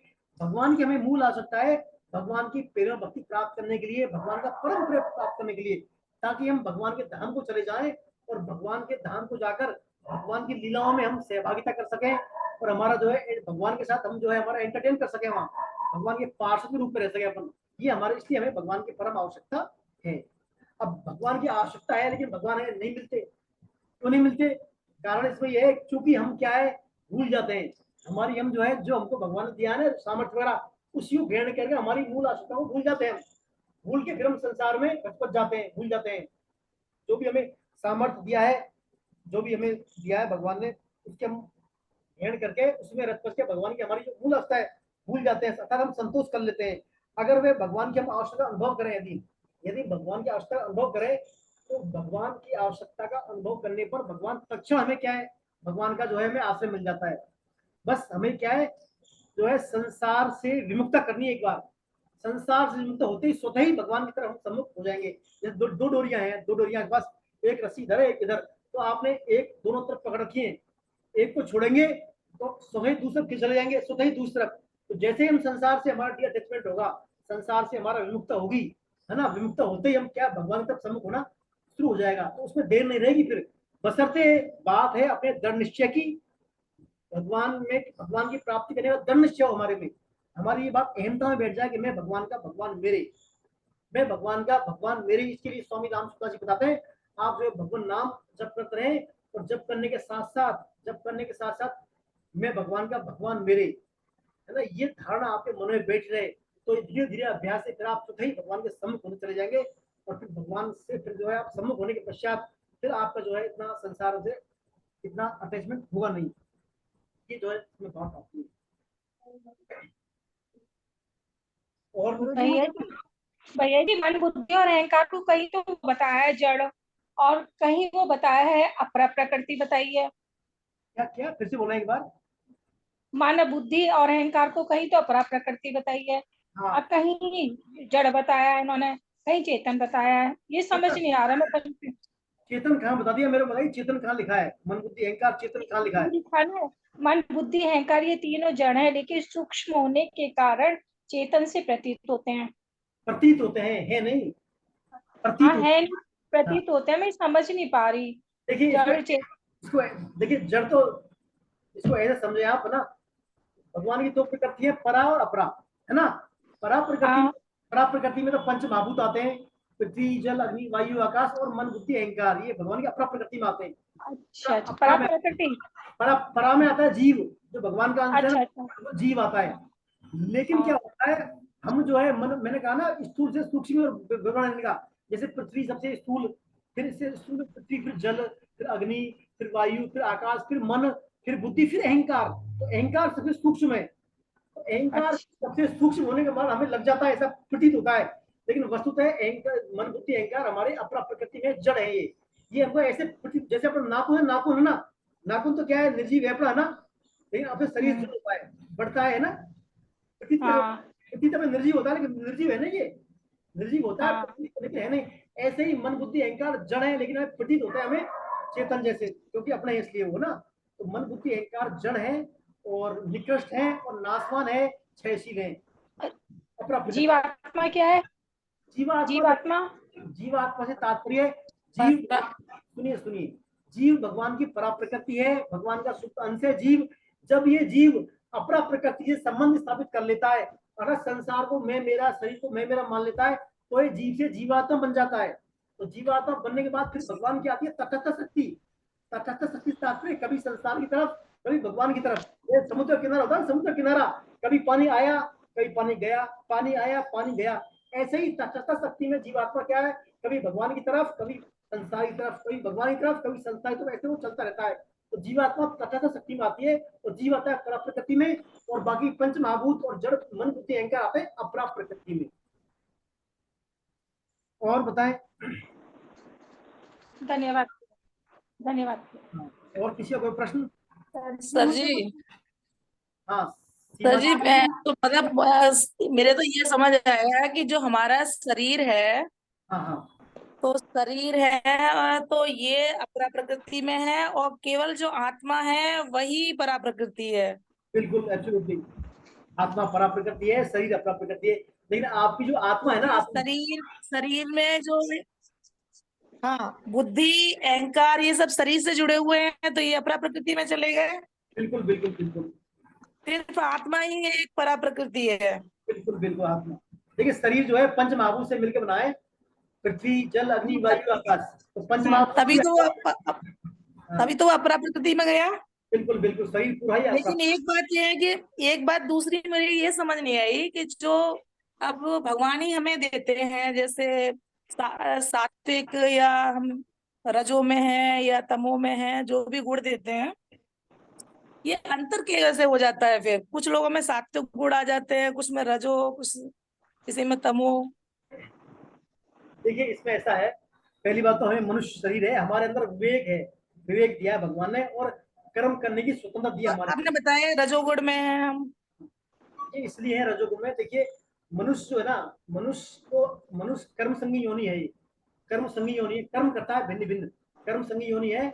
और कर्म संगी योनि को रजोगुण बोला जाता है। हमारे अंदर क्या होता है, मनुष्य भिन्न भिन्न कर्म करते हैं। कोई मनुष्य सतोगुण में कर्म करता है, कोई तमोगुण में, कोई रजोगुण में।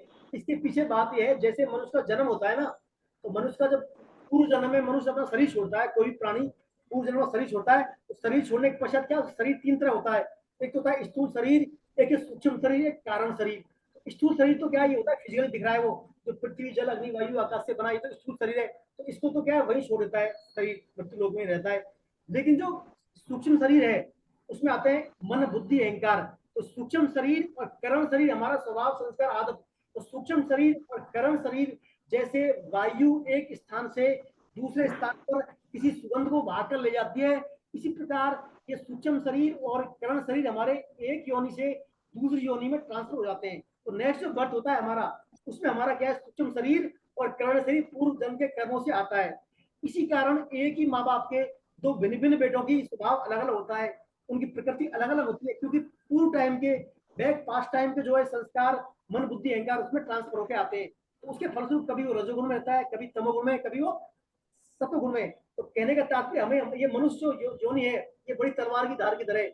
इसमें हमें हर कर्म हमारा सोच समझ कर करना होगा। इससे न सिर्फ हमारा ये जन्म, अपितु आने वाले जन्म भी हमारे प्रभावित होते हैं। इसलिए मनुष्य को प्रत्येक कर्म जो है बड़ी सावधानी पूर्वक करना चाहिए। सर मुझे कुछ पूछना है आपसे। और हाँ, ऋतु तोमर बताए, ऋतु जी बताए। हाँ जी सर। हाँ जी नमस्कार सर जी। आप बोले। मेरा ना एग्जाम छूट गया सर, मैं कब दे सकती हूँ, दोबारा से हो सकता है मेरा? देखिए एग्जाम छूटने का सर मेरा पेपर छूट गया, मैं आपको दो बार चांस दिया था हमने। मेरे दूसरे पेपर थे मैं। अच्छा चलिए, मैं उस पर सर मैं बीजीपी, सॉरी सर। चलिए मैं, अच्छा दूसरी बार जो हमने किया था अभी 2-3 दिन पहले एग्जाम हुआ था, उसमें नहीं दिया आपने? 2 बार एग्जाम हुआ है, 2 बार ऑनलाइन। नहीं सर मैं बहुत बिजी थी।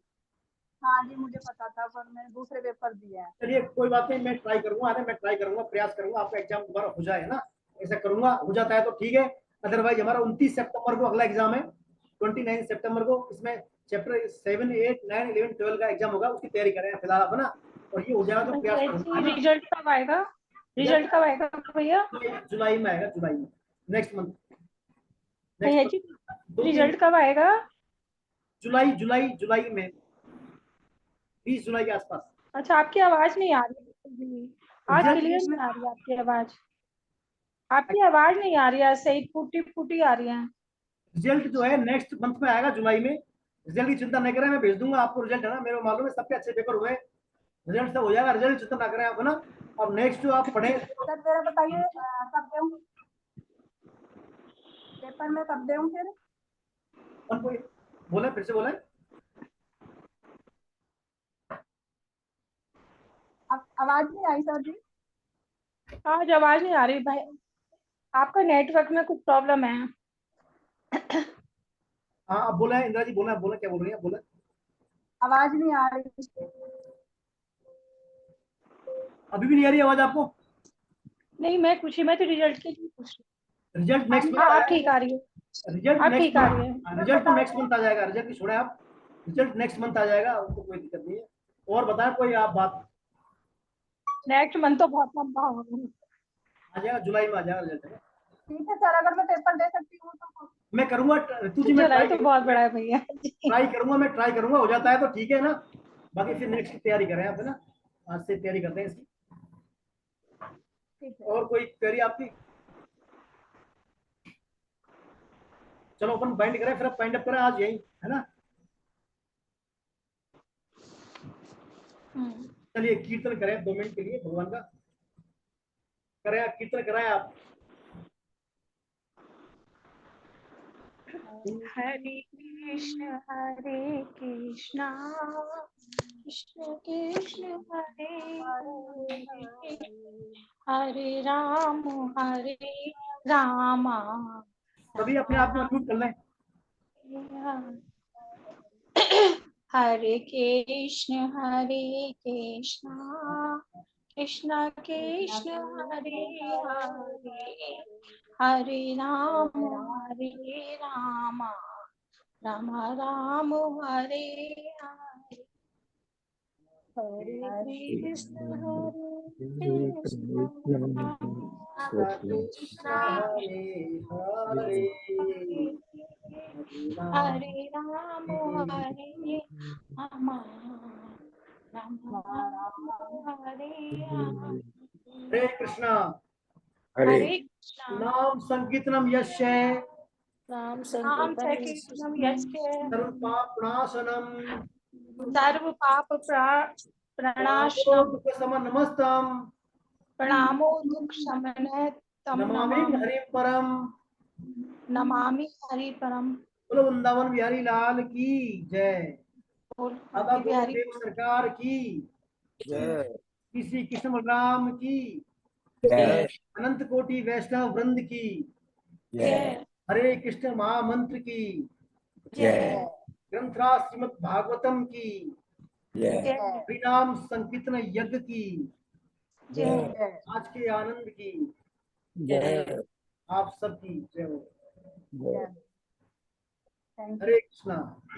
हरे कृष्ण हरे कृष्णा प्रभु जी, हरे कृष्णा। हरे कृष्णा।